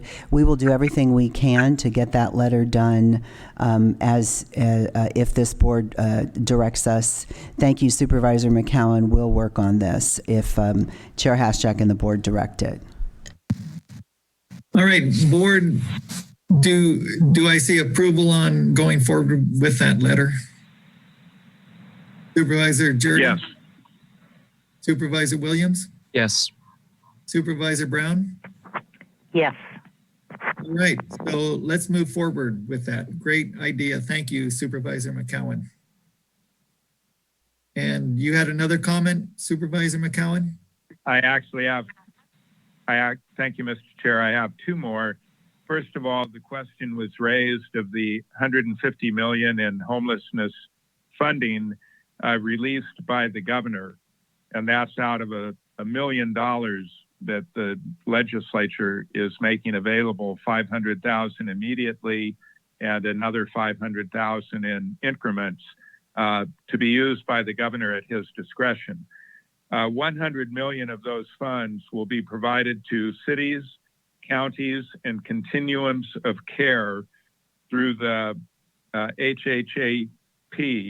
I think that was housing homeless assistance program, something like that, using the same funding allocation formula for previous HHAP funding, which means that a specified amount, a predetermined amount on a proportionate basis will be available to Mendocino County. So we'll get the same percent share of that 100 million as we received from a previous allocation. The governor's executive order significantly broadened the uses of that funding.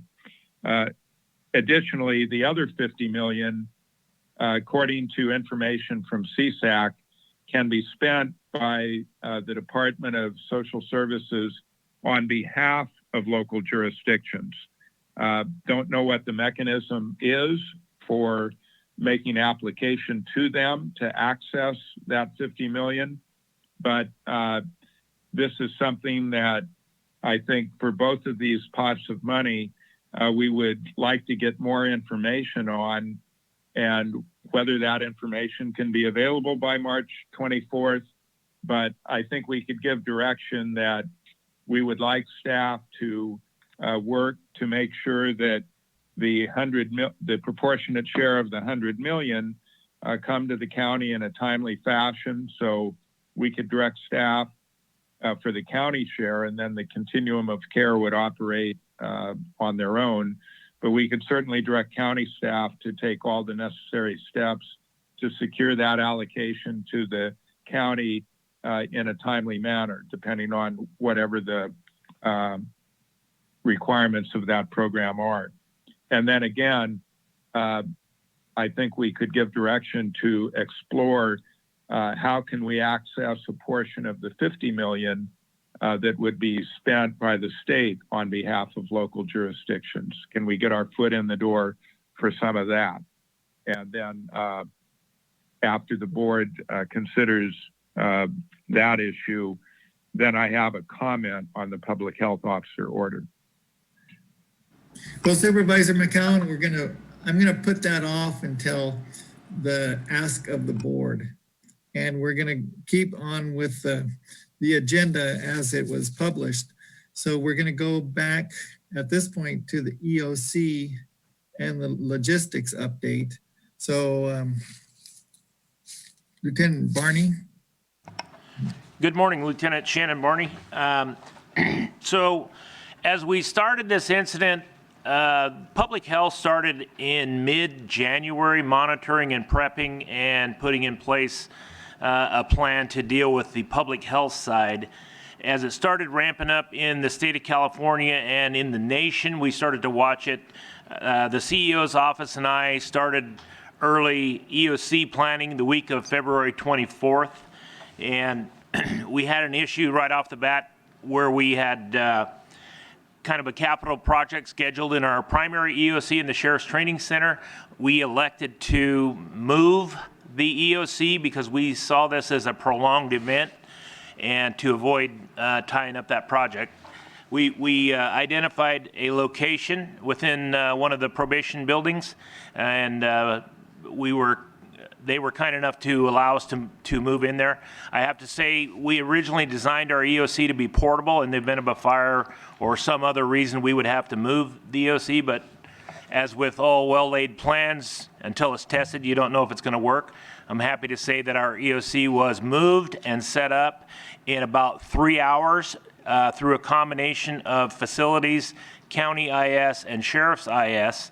That was done in about 3 hours. It was nearly flawless. We had a couple IT things we had to work out, just connections and things like that, but by all means minor. And then we ultimately moved Public Health's Department Operations Center that they had set up long-term from January into our EOC and combined EOC operations and incident command into one. Which is not necessarily ideal, but it is often what we do in small counties where we're a little bit resource poor and experience poor. One of the things we identified right away is we have considerable staff turnover in a lot of departments, and so our experience level working incident command, while it's a little bit low, we have been successful thus far rotating numerous people through both the call center and the EOC to get some training and to adapt them to their new roles and sometimes multiple roles within that structure. This incident, as Carmel Angelo indicated earlier, is unprecedented. On a large incident like this, we normally have the ability, if we're short in experience, to be able to call in mutual aid, either fire, law, or emergency management mutual aid. In this case, across the state and across the nation, this incident is affecting every jurisdiction, and I would venture to say around the world. So there is really no backup system to call mutual aid. So we identified right away that it was primarily going to be us with some assistance on the public health side from California Department of Public Health and CDC as far as guidance. But resource-wise, we are going to operate with what we have in the county currently.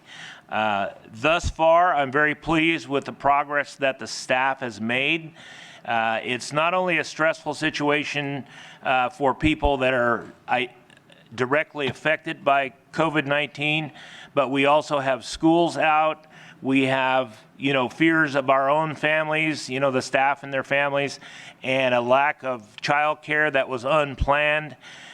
We have a lot of parents with school-age kids working in the Emergency Operations Center and the call center. And I have to say, the staff should be commended for being able to juggle home life, additional child care requirements, and the other issues that go with the situation, and still come into the EOC and, work 12 hours or longer in some cases. So they should be commended for that when we're doing well. The county, not only is the county EOC open, but all 4 cities are open, and so we're maintaining contact with the cities, both in a CEO city manager meeting. We also have operational area calls that we're scheduling to try and reach out to those jurisdictions in our operational area to not only check the pulse, but to see if they need additional information and or resources coordinated through the Emergency Operations Center. Thus far, that seems to be going fairly well. As we get into the rhythm of the EOC, our daily meetings and regular outreach to the community is improving. When you initially set up an EOC, it's a struggle to get that rhythm, but we're starting to get there, and I'm pleased with our progress thus far. Right now, we have probably the majority of departments contributing personnel to either the EOC or the call center. We have approximately 60 to 65 people, county employees and other agency staff, supporting agencies like Coastal Valley EMS within the EOC structure, manning the post and positions. That seems to be working well. Our call center was opened on March 3rd, and initially there were 2 or 3 calls per day average. We started to do a lot of training in the downtime for that, which has paid off because now we have some additional trained people in the call center. As of the 18th, our calls went up to about 300 calls a day, and we are currently yesterday looking at approximately 380 calls with the addition of some emails, and then also calls that really don't go through the call center. They come into the EOC directly. So we're handling those, processing them out, and logging them as they come in. So it's a well-versed system that we put into play in 2017 fires, and it was kind of honed and enhanced the policy and procedures of the call center and the interaction with the EOC in the 2018 fires. And unfortunately or fortunately, that's paid off for us. Our call center staff is well versed, and we're doing well there. We are evaluating whether or not we will open the call center 24 hours a day, and that is primarily dependent on at night they roll over to the Sheriff's Dispatch Center. If that becomes too burdensome for the Sheriff's Dispatch Center by call volume, then we will look at opening the call center 24 hours a day to deal with that extra call volume. Where are we at? So one of the things I explained earlier, I'll just hit it on it again, in most incident command structures and systems, the one thing we do not have to worry about is the entire incident command team being taken out at once. This was rather unique in our situation, is not only are we training new people, but we are also having to split apart our primary incident command team into two parts that can virtually work together but not physically work together. I'm hoping to have that implemented fully by Saturday afternoon or so. We've doubled and sometimes tripled people in positions. It's just a matter of coming up with a system that works for communication, because we're going to need some of these folks to work until we go either to a 24-hour rotation, 2 shifts, or in the event of one team having a person get tested as for COVID-19 and then taking out the rest of them, just to kind of offset that. So we're still working on that. It is looking good. We have most of the primary positions named. I just want a couple of day and a half to train some more people in some of the EOC functions. I'm not sure if Dr. Doohan coined this phrase, but one of the things right off the bat is we were told this is going to be rapidly evolving, and it has proven to be such. The minute we get a case on the South Coast, our priorities can then shift. The staff has handled that well. We've gotten some new priorities from Dr. Doohan. We're implementing those this morning, and we're hoping to get some clarification from both the California Department of Public Health and the CDC on some of our other issues. So those will set our operational priorities for the next few operational periods until something else changes, and then we will adapt to that. I'm pleased to say that we are going to be bringing on our new OES coordinator starting Monday. He starts Sunday, the pay period, but he's going to come on Monday. And so we'll try to get him plugged into this system as fast as we can. He comes to us from both mostly Sonoma County experience. He's got some prior military experience working in ICS command structure, and he also has worked for the county of Napa. So I'm pleased to be bringing him on and plugging him in and getting that up and off the ground. That's primarily what I have as far as the EOC structure. Again, I'm very pleased at our progress, and we will continue to develop and train staff as we go. We're going to have several coaches on each of the 2 teams that some of the more inexperienced people can go to answer questions about the process and policy still. With that, I'll answer any questions you have. Okay, very good. Thank you very much for that report. And I will go down the list of supervisors to see if there's any questions. If that's all right, Lieutenant Varney? That's fine. Okay. Supervisor Jurdy. He has none.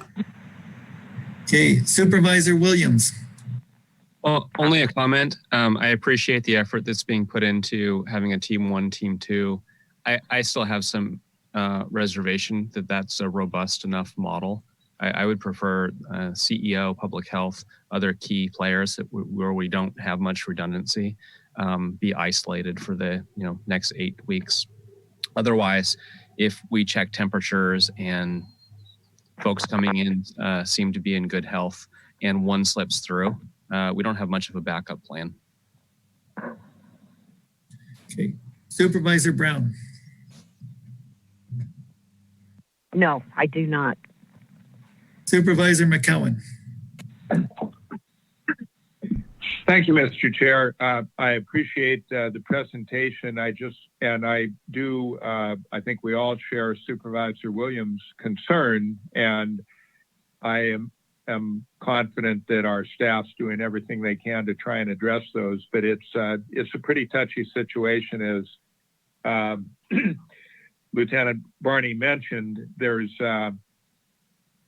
It's very different from a normal disaster where your emergency operations team is at risk when they come together to do their work. I just wanted to also make the comment because you mentioned about 65 county employees that are manning the call center and doing all these other operations. So the public isn't generally aware that in an emergency or a disaster, every public employee becomes an emergency services worker. So I just wanted to acknowledge all of our staff that are helping out. Thank you. All right. Thank you. And thank you, Lieutenant Barney. And stay well. Thank you. Okay. So we're let's see, I have a question. Is Dr. Duhan still in the supervisor chamber? Yes, I am. This is Dr. Duhan. Okay. Supervisor McCowan had a question for you. So I wanted to go back and make sure that that was taken care of before you leave. Supervisor McCowan? Thank you, Mr. Chair. It's more of a comment and food for thought. And then before we break, I've got a couple of other issues to raise as well. So we're hearing that obviously this is potentially going to go on for a long time. And perhaps a year or longer.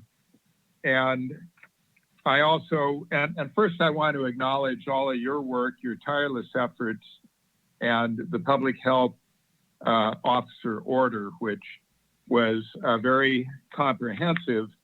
But I think we need to take a long-range view of some of these issues. And you did mention that you asked the question, what is the purpose of this order? And it's social distancing. We want to keep people safe. And so social distancing is how we do that. And I think in considering emergency or rather essential businesses, we kind of have to also give some concern to those businesses that help sustain both the local and national economy and can do so without putting people unnecessarily at risk. And the recent guidance from the Cybersecurity and Infrastructure Security Agency, CISA,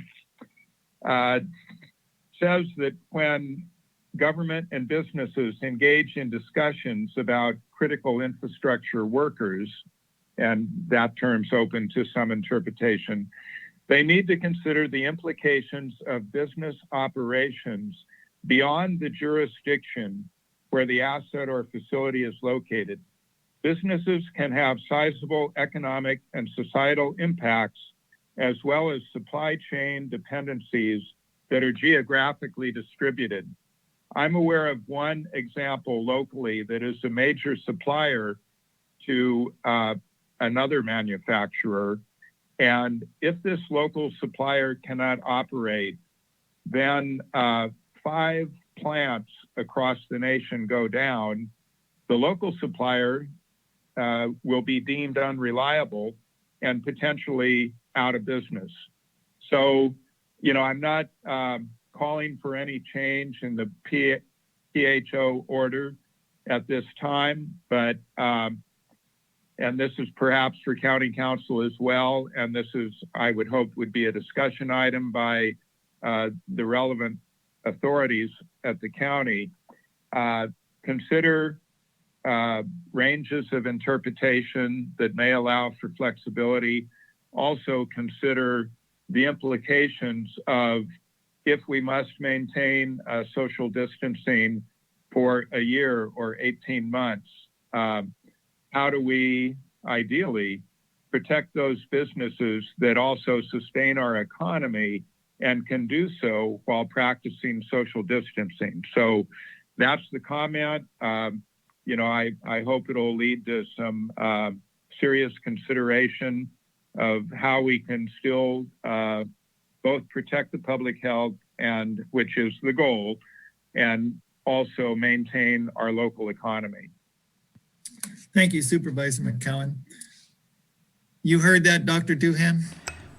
Yes, I did, and thank you for that comment and that feedback, Supervisor McCowan. What I want to reiterate is that the shelter-in-place orders that I released followed closely the Big Six Bay Area counties, who very carefully considered the orders that they wrote as a consortium of the Big Six counties in the Bay Area. And I myself would agree with you absolutely that we want to make sure that our county, not only the people in the county, but the businesses in the county can survive this. What I personally am most focused on at this time are those activities that imminently threaten the public because of social distancing issues. And we mentioned the hotels, which I think are one of the priority areas. But we are just day by day. It's a rapidly evolving situation. I did not actually coin that. That's coming from, I believe, the CDC, but it's also accelerating. So I think that each individual needs to ask themselves if what they're doing is maintaining social distancing and the safety and health of our population and our hospital systems and healthcare systems. And we'll keep working with County Council to clarify the meaning of these orders in the context of our rural community. Very good. Thank you very much. I'm going to see if CEO Angelo has anything to say right now. Thank you, Chair Haschak. Actually, a couple questions ago and comments, Supervisor Williams' comments I really appreciate. We're very concerned as well about the safety of our staff. We have staff that need to provide essential services, and then we have staff that need to respond to this event. About 65 in the EOC, all 65 could go out in one day. So we are working to develop additional teams. I would like to assure Supervisor Williams, who has been one of our biggest supporters through this process, that the executive office is returning to the executive office, separating itself out from the EOC so that we could go in when needed. And we hope that that won't be anything that we actually have to do. We know that we can support the Emergency Operations Center and in fact support this event from our offices where we have physical distance. So I do want to assure the board that we're doing everything we can to respond to this event, keep ourselves safe, and the safety of our employees. Thank you for allowing me to answer that, Chair Haschak. And if you're ready, we could move on to logistics, Chair Haschak. Yeah, I think that's appropriate. Good Go morning. ahead. Good morning, Janelle Rao, Deputy CEO. I first want to express my appreciation and thank our CEO, Carmel Angelo, for her leadership. I do have to say that, my 20 years in county government in working in the Emergency Operations Center, this is the first of this type of event, and we are all learning as we go along. We've experienced fires, we've experienced floods, but we've not experienced an event such as this. We're fortunate to have our CEO who does have this experience from her prior professional services in her prior role in San Diego County. So we're fortunate, and I want to thank her because she has helped me tremendously myself in learning and in this role. So from a logistical perspective, obviously we've had a great deal of work from the purchasing end and even in just deploying. And as Lieutenant Barney mentioned, we relocated the entire EOC.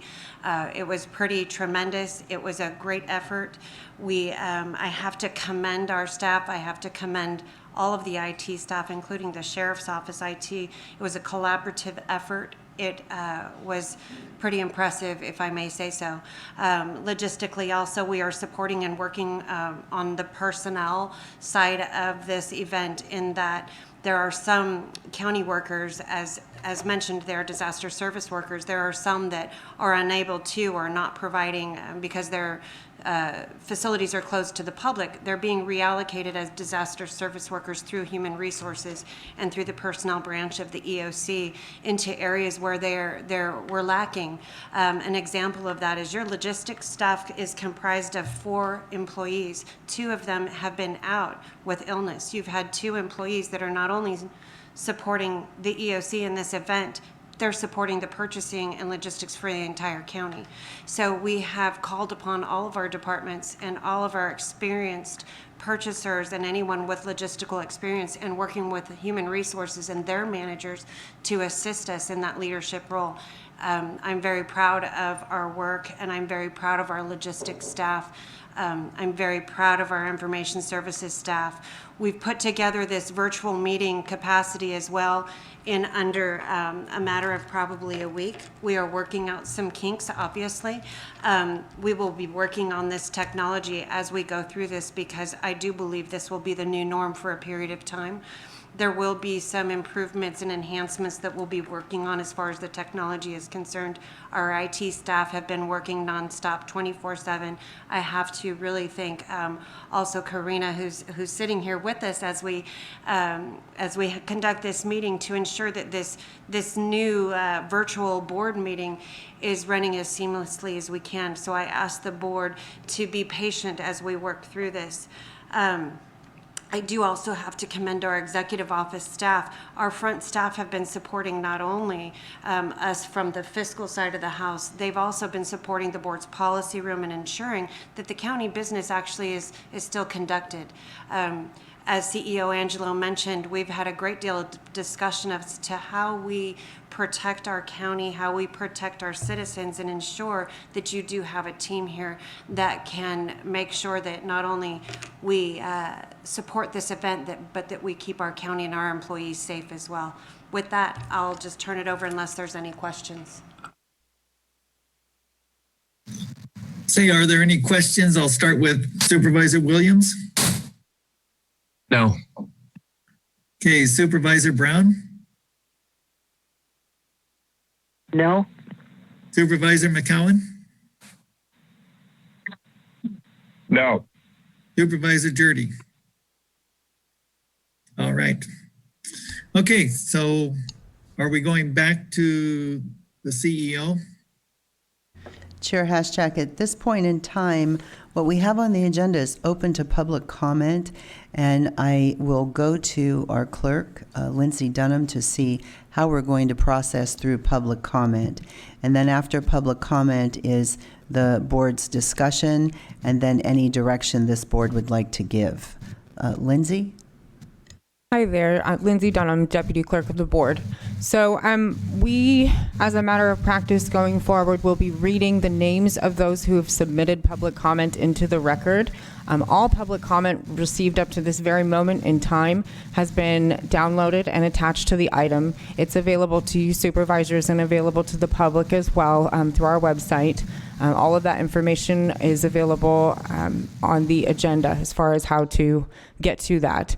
Let's see, we have one public comment from SEIU.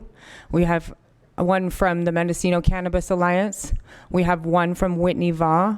We have one from Maggie O'Rourke, North Bay Association of Realtors, Heather Tidrick, Judy Steele, Devin Jones, Rochelle Shockley, Devin Jones, Mendocino County Farm Bureau, Jamie Shepard, Jeanette Columbi, Scott Nunemaker, Ross Liberty, Anonymous, and Hannah Nelson. Thank you. All right. So on my agenda, it says ask of the board. So closures of facilities, reduction in spending, etc. So Chair Haschak, yes, and when we put this agenda together, we were not closed, and we really thought that we would have a discussion with this board on the specific activities that we were dealing with. While we did not specifically need board direction, we obviously want board input and board direction. So the recommended action is to receive the update regarding COVID-19, discuss or provide direction regarding essential services in Mendocino County and temporary closures, closures and reductions in county facilities or services. There is an attachment that you have that was actually an internal attachment to all staff and the board, dated March 18th, which was the department closures, which was the information we got from the department heads. I would like to say this again, that this office did not direct any department to close. The departments worked with their staff and among themselves to determine what their essential services were, the services that need to go on 24/7 to the public, and which services they could actually close for the protection of their employees and the protection of the public. So what you have in this document for department closures is at the direction of each department to close, a department or elected official to close a portion or all of their department. So if this board would like to ask questions or go over this, this certainly would be the time. Additionally, as far as the orders, I know that there have been questions. There will continue to be questions regarding the health officer's order to shelter in place, and then, of course, the governor's office as far as people staying home. We continue internally to define essential and non-essential. Would certainly like to hear from this board their input regarding essential and non-essential. We want to make sure that we don't miss anything. And regarding board direction, I believe some of the direction we have going forward, one is to finalize the IHSS letter and get that sent in. And then, of course, this board, at this point in time, would like further discussion at one of the next board meetings regarding information and working with the assessor, tax collector's office, and the auditor's office on some issues around property tax, TOT, and such. And so we will schedule that particular item for April 7th. Going forward until this event is over, we will have an update to this board on this event, so you will know what's happening. Additionally, the call-in, the call-in method that we have, I believe we've done a phone call with this board every day for the last few days to make sure you are apprised of what's happening. So before I turn it back over to you, Chair Haschak, to discuss the county system in general, what you deem, what this board deems as essential and non-essential, to be certain that we are covering all essential services, ask any questions that you would have, and any other direction you would like to give us. I do have an update from Assembly Member Wood, and I would like to just let this board know what that is. The Assemblyman is still waiting on clarification regarding funding to daycares and schools. With regard to personal protective equipment for in-home support services, the answer is that we as a state continue to face a critical shortage of equipment, and that equipment is being reserved for doctors and first responders. We do have an indication that the CDC has released guidance on using scarves and bandanas. We could attempt to confirm that guidance. Maybe that's something that our health officer can do in the future, not right now. But, you know, over the next couple days, we could take a look at that. I believe that that is the information. We are looking at the homeless funding, and I think what I did not respond to was Supervisor McCowan's question around the homeless funding, but Deputy CEO Darcy Antle did say that that is something that we could discuss on March 24th. So we'll try to fit in what you want as far as items under COVID-19 for March 24th, including the homeless funding item. Mostly everything will go to April 7th. We will do the IHSS letter. Chair Haschak, at this point, I'll turn it back over to you. Thank you very much. Okay, thank you for that update. I had a question about the staff that's in the non-essential departments, and they're being redirected to essential departments if that is needed. Yes, Chair Haschak, I have our Human Resources Director here, William Schertz. I'll ask him to come up and start to answer your question. Thank you. William? Yes, William Schertz, HR Director. You're right. What we've been doing regarding the the non-essential and non-essentials. HR has been reaching out to each department asking if they have staff that were determined that they are not part of the essential functions and services that are being provided in the department. Those individuals are being designated as disaster service workers. They're being utilized in our call center at the EOC and any other departments that may need some assistance in other areas. We actually just got a request this morning from one department needing some assistance because some staff were out sick. So that's what we're doing now, and all the staff that we have that were working for the county are either going to be working essential services or they're going to be designated as disaster service workers. Chair Haschak, if I could just add to that, I believe one of the concerns is for new employees who don't have vacation time on the books, what that means to employees. We want to make sure that our employees stay whole as much as possible. I believe that's part of your question. William, do you want to speak to those employees that either don't have vacation, comp time, sick time, any provisions we're making for those employees? Yes, excuse me. What we're doing is for those staff that are going to be out sick, we're looking at putting in place advanced sick leave upon request if they do not have any sick leave accruals. We're also aware of and we're working on the Families First Coronavirus Response Act that was just passed into law 2 days ago.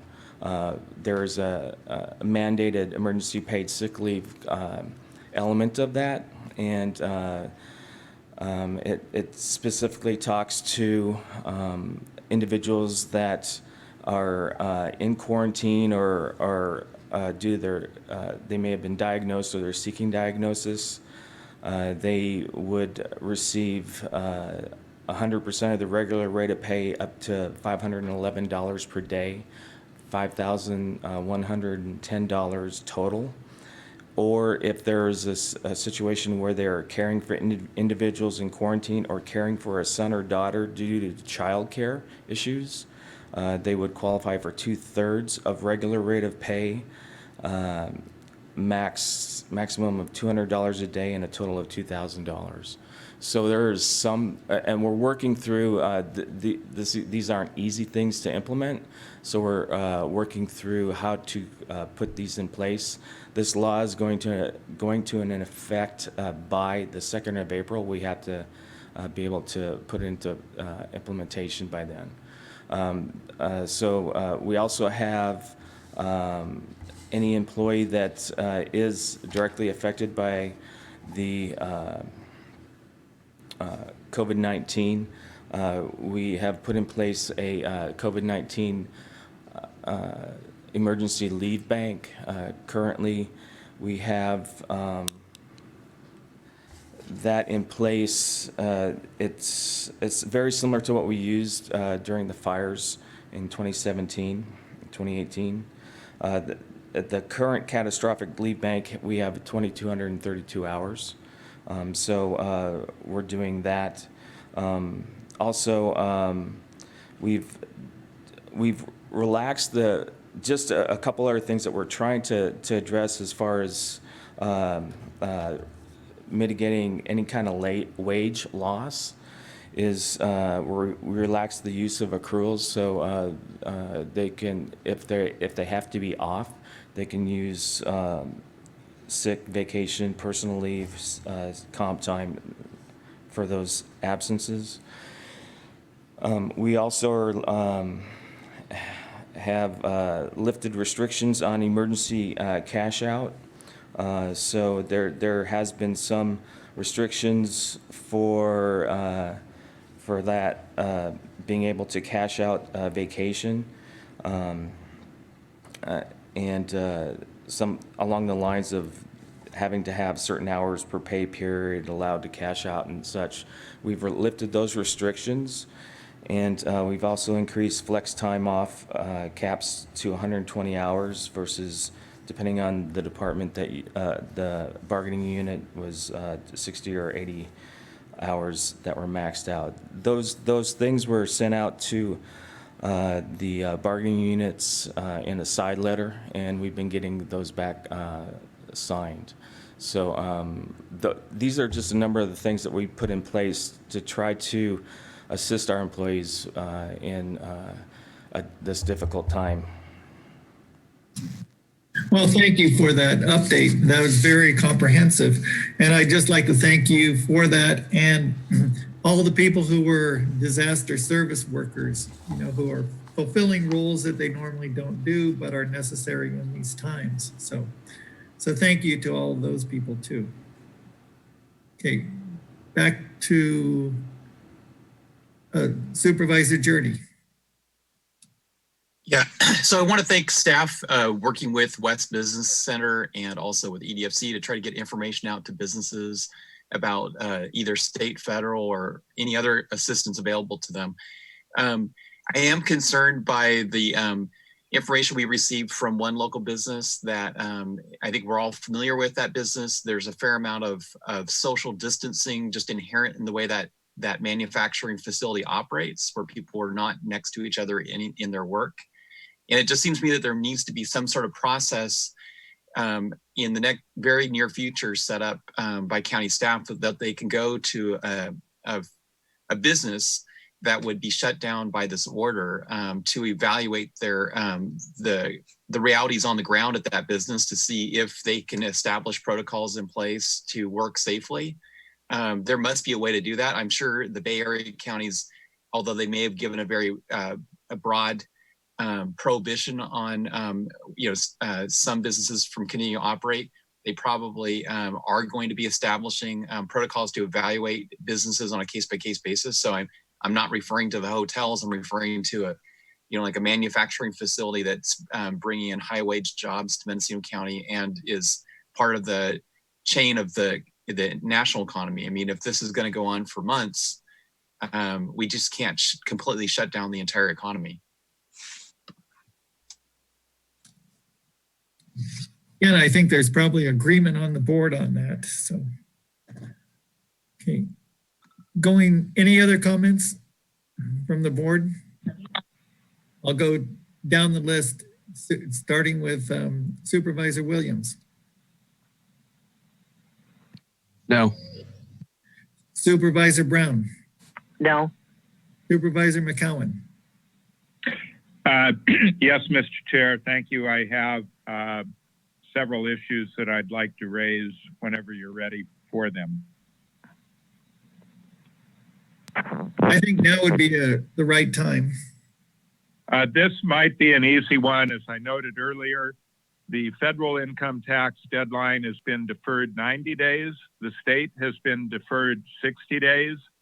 Everybody I know does their state taxes immediately after they do their federal taxes.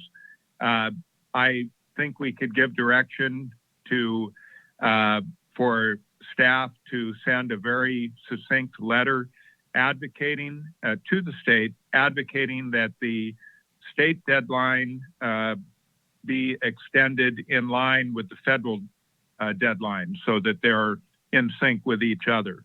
That'll really simplify things for taxpayers. And then I've got two other issues. Well, let's deal with that right now. Okay, Supervisor Williams.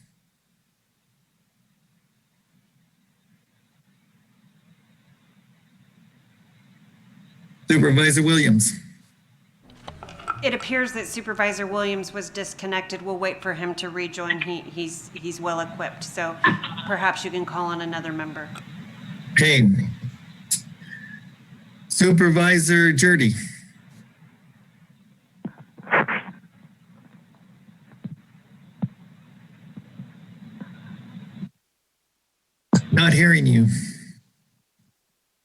Supervisor Jurdy? No.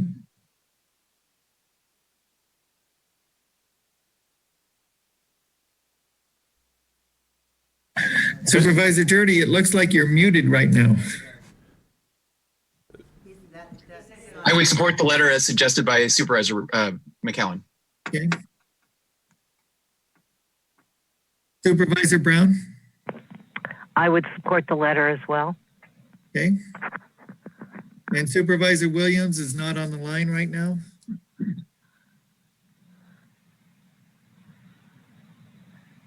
Okay, let's go on. It seems like we have 4 people in agreement right now, so. Yes, we have a consensus. Supervisor McCowan? Thank you, Mr. Chair. We did receive one of our correspondents from Janie Shepard raising the issue of, is it time to go to all mail-in elections for Mendocino County? That might require state legislation to be able to do so. And given that this is likely to go on for a year or longer, I think it's not too early to start advocating. And I've been as much a proponent as anyone for the polling place, the neighborhood polling place. But every election, it becomes increasingly difficult to find poll workers. The great majority of our poll workers are elderly. The average age, I think Katrina said, could be 80, something like that. And those are the people most at risk. A majority of our polling is already done by mail. Given the geographical diversity of the county, the difficulty in staffing these far-flung polling places, I think we should have a discussion either March 24th or April 7th on, does Mendocino County want to advocate for all mail-in balloting for our county? And I think we're driven to this both by the difficulty of finding the poll workers, which again increases with every election, and the reality of trying to maintain social distancing to keep our population safe. And that seems like something we could deal with in the legislative platform. Is that what you're thinking, Supervisor McCowan? Well, yeah, but I think we need to amend the legislative platform sooner rather than later, given the lead time of if this can even be done, or perhaps the governor could, through his executive order, given the emergency, provide the option to local counties, because it's too late to introduce a bill in the legislature. But yeah, I think we should have discussion. Do we want that to be part of our legislative platform? Do we want to advocate to the governor that he implement it or grant the option to implement it via executive order? Very good. Do we have agreement on that to move forward with that? Supervisor Brown? Supervisor Brown? You're muted right now. Supervisor Brown? I agree. Okay, Supervisor Jurdy? Supervisor Williams? Yes. Okay, and Supervisor Williams, we were talking earlier about the state deadline to be extended, our position on that, being advocates for extending the deadline, line up with the federal extension, and we all agreed to it. Do you agree? I agree. I don't know if the letter is best use of our time. The state offers automatic extensions in line with the federal filing already.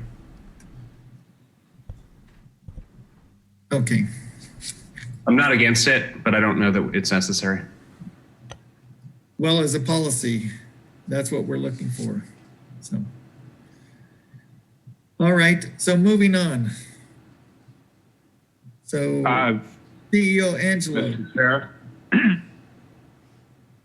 Yeah, Supervisor McCowan.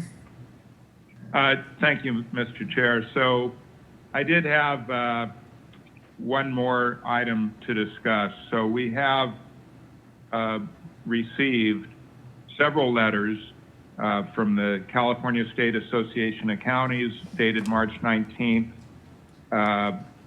and COVID-19 federal stimulus package, quite a few items in there. We also have a letter of the same date from CSAC regarding counties' request operational flexibility from the state. We have, deadlines that we're facing. For instance, assessment appeals must be decided within a certain time frame. Various permits must be granted if they're not dealt with within a specified time frame. So the ask for CSAC is to request flexibility from the state on that. The other letter from CSAC to the federal stimulus package requests several things in a similar vein, and I'll come back to that. We also have a letter from NACO, again, raising certain issues. This letter is addressed to the Senate Majority Leader. Again, several asks for that would allow counties to not be penalized because there's upcoming mandated deadlines looming, or we needed additional resources. Likewise, there's a letter from the governor addressed to Congress, both the House and Senate. And in the governor's letter, he's again raising various issues in a similar vein of assistance that we need from the federal government.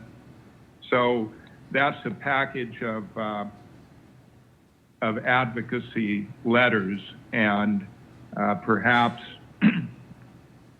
I know it's a tough time frame, but there's certain key things. I think in general, we could all review those letters and potentially support direction to staff to prepare letters of support for the broad categories of requests that are being made in these letters to grant flexibility, to extend deadlines, to provide additional resources. And one specifically I want to mention in the CSAC letter to the state, and this was raised by Heather Tidrick also in her correspondence, but it's to address the issue of mandated child welfare visits, which must be done monthly. And the request in the CSAC letter is to allow those visits to be conducted electronically. And Mendocino County has children placed all over the state, including Southern California. So it's both in line with social distancing. And, I don't think we really want someone from Mendocino County having to travel down to Orange County, visit various homes and so forth. So, that one in particular, I think we could all support, but there's a variety of issues. And again, related to deadlines for implementing Medicaid, disproportionate share hospital cuts that are currently scheduled, delay or prohibit the implementation of the Medicaid fiscal accountability regulation. So as we're all trying to deal with the COVID crisis, we don't need more burdens placed on us. So again, that's a package of advocacy letters that, I think we can support those broad categories of ask that they're all making, and maybe we could get a legislative report, ideally on March 4th if feasible, just a succinct report on these issues, or if not, April 7th. Understood. Yeah. Let me go to CEO Angelo to see if she's got a comment on the staff burden for doing this. Or Chair Haschak, thank you very much. What I would say is that I personally, along with my team, We are on the phone with CSAC 3 times a day. I mean, literally.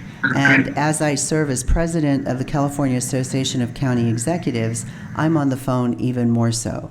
And so usually in a case like this, where we've declared a local emergency, the letters that we write are, we can write letters of support, but CSAC knows we support these issues. If we didn't support something, we would write a letter of opposition. I'm sorry, but to take staff time away from actually responding to this event, whether it's a public information officer or someone in the call center or someone in the emergency operations center, to write letters that we all know basically are going to say the same thing that we're all saying up and down the state, I think takes away from response to this event. So my request of this board is that if there was nothing else that we were dealing with except our daily operations, writing letters absolutely is not a problem. But just to write a letter to say we support something that is being supported up and down the state, that we are telling CSAC 3 times a day we support, in my opinion, is not the best use of staff time. So I'm sorry to say that. Normally, under normal circumstances, I would never, ever say that writing a letter was a waste of time. If we were opposing something, I could see it. But at this point, we're all advocating for the same thing, and we're advocating at least 3 times a day. Thank you.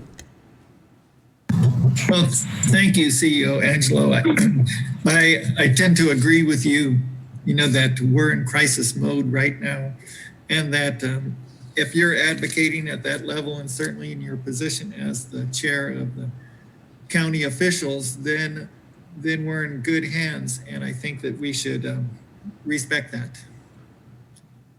Any other comments on that? On what Supervisor McCowan said, or with what CEO Angelo said?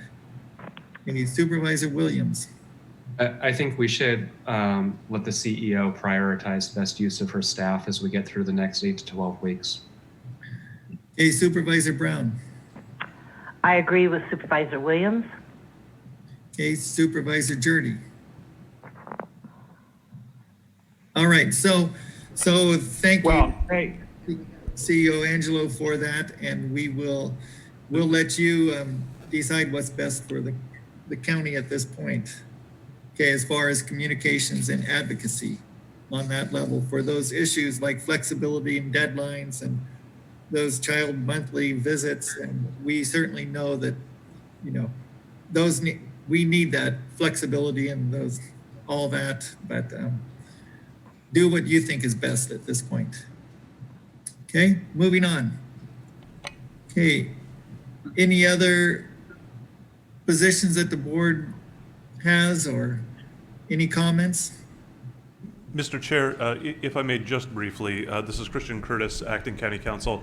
There have been a few instances where one or more of the supervisors has gestured as a way to respond, and I think that for the benefit of those on the phone, it may help that if a supervisor is declining to comment, either that be done orally, or if the chair could just comment that they see that they're declining to comment on an issue. Okay, yeah, I thought I was doing that, but maybe I overlooked someone. Okay, so are there any other comments from the board? Let's see. Okay, any other direction? Hello. Yes, Supervisor McCowan. First of all, you didn't come back to me after CEO Angelo's comments. Well, I certainly agree. I'll just note that not all the advocacy being made is at the state level. Some of it particularly requires a federal response, but I think CSAC is working on that as well. So I agree with my colleagues on that and with CEO Angelo's explanation. One other thing I want to raise is, as supervisors, we have been strongly encouraged to the point of being told not to come into our offices, and I think we've all been honoring that.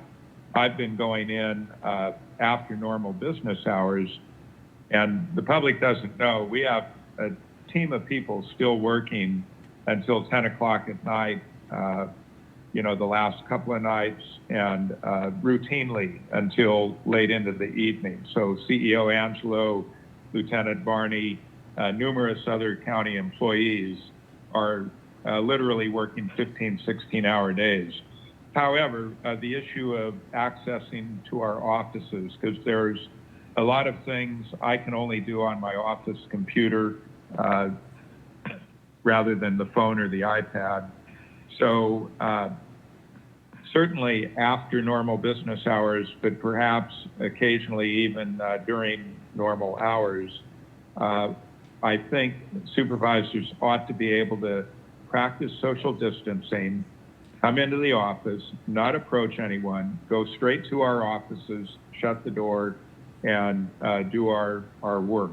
So I just wanted some clarification on whether that would be acceptable or not.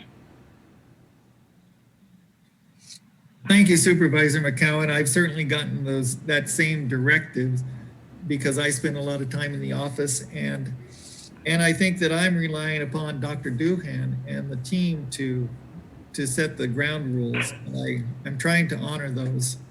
But your comments will be noted, and if there's a way to get to deal with your situation, then I think Dr. Doohan and the team will look at it. May I make a comment? This is Dr. Doohan. Yeah, go ahead.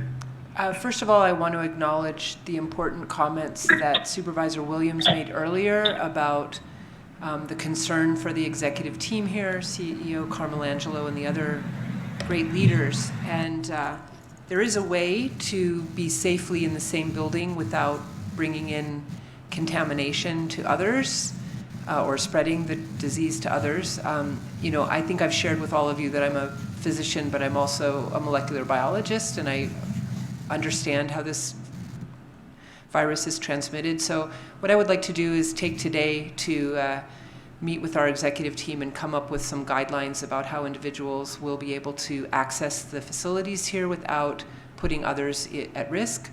And we'll work on those by the end of the day today.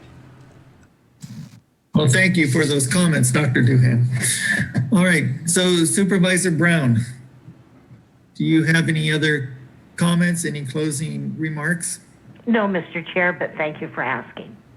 Okay, Supervisor McCowan? Thank you, Mr. Chair, and I appreciate all the work that everyone has put into both facilitating this meeting and responding to the immediate crisis. And I also want to commend you for running an excellent meeting. Thank you. Thank you, Supervisor Jurdy. No comments now, but just I do appreciate the response to my emails and inquiries over the phone. Okay, Supervisor Williams. I will not be in the office. I think it's better that I not introduce additional risk to key county staff. I don't have a problem if other supervisors with a public health officer's guidance are in the office. I would hope they're not out grocery shopping or conducting any other business besides being at the office or home. All right. And I'd just like to say thank you again to all the staff that's doing everything to try to keep the public safe while maintaining the county business. And it's an extraordinary task that you're doing. And it's very much appreciated by all the community. I'm getting emails all the time saying, thank you for the communications. Thank you for doing this. Thank you for that. And so thank you to all the staff. Okay. CEO Angelo, did you have anything to say? Thank you, Chair Haschak. I appreciate the fact that the full board is supporting the health officer order. I would just like to say again, I realize it's difficult, particularly for those of you that routinely come into the office. I think that we have to be the model for the rest of the community and set the pace as far as responding to the shelter-in-place order and also the governor's order. For those of you that are having difficulty either accessing information or technical difficulties from home, we have staff that are available 24/7 to walk you through those issues. I am aware that that there are some of you that want to come into the office. You know, clearly I've listened to Dr. Doohan over the last couple of weeks. I fully support Dr. Doohan and her expertise when she speaks, and myself am following the health officer order. And I appreciate the fact that most of you are. I would say for those of you that do come into the office, what you don't know is that we're always aware that you come into the office and staff disinfect after someone comes into this office that isn't here every day. And so it does create a burden on staff, an additional burden. And there really is the fear that one of us will get sick because something is introduced into this ecosystem that we're currently living in. I would say that 90% of us come into work and go home, and that's it. I personally drive through Starbucks, and that's about all I do when I'm not here for 16 hours a day and at home. And so we do appreciate you not coming in. And again, I just say that we know when you're here, and the staff in the clerk of the board office actually disinfect every morning and disinfect if they think someone has either touched the printer, the copier, or whatever. That may sound like overkill, but you know, 50% of Californians are to get this virus. And we certainly have weeks ahead of us where we could all get it. And if one of us goes out, we all go out in quarantine. So Supervisor Williams has been very clear with us, asking us to take care of ourselves and be cautious. And I appreciate the other supervisors practicing the same thing. So Chair Hashtag, members of the board, thank you very much. These are just very difficult times for all of us. We will continue to do phone conferences with you as often as possible. Dr. Doohan has been excellent in getting information out, and we attempt to get you that information as soon as possible, if not before it goes public or at the same time that it goes public. We will continue to do that. The next board meeting is Tuesday, March 24th at 9 a.m., and we'll see what the world holds for us before then. Thank you, Chair Hashtag. Thank you, CEO Angelo and board members and everyone else on the team who's working to keep us safe. So until Tuesday, I'm going to adjourn the meeting. Okay? Supervisor Hashtag? Yes. I just want to say thank you. You know, this is the first meeting we've had this way, and I thought it worked very well and how you conducted the meeting as well. Thank you. Thank you. All right, so it is adjourned at 12:03.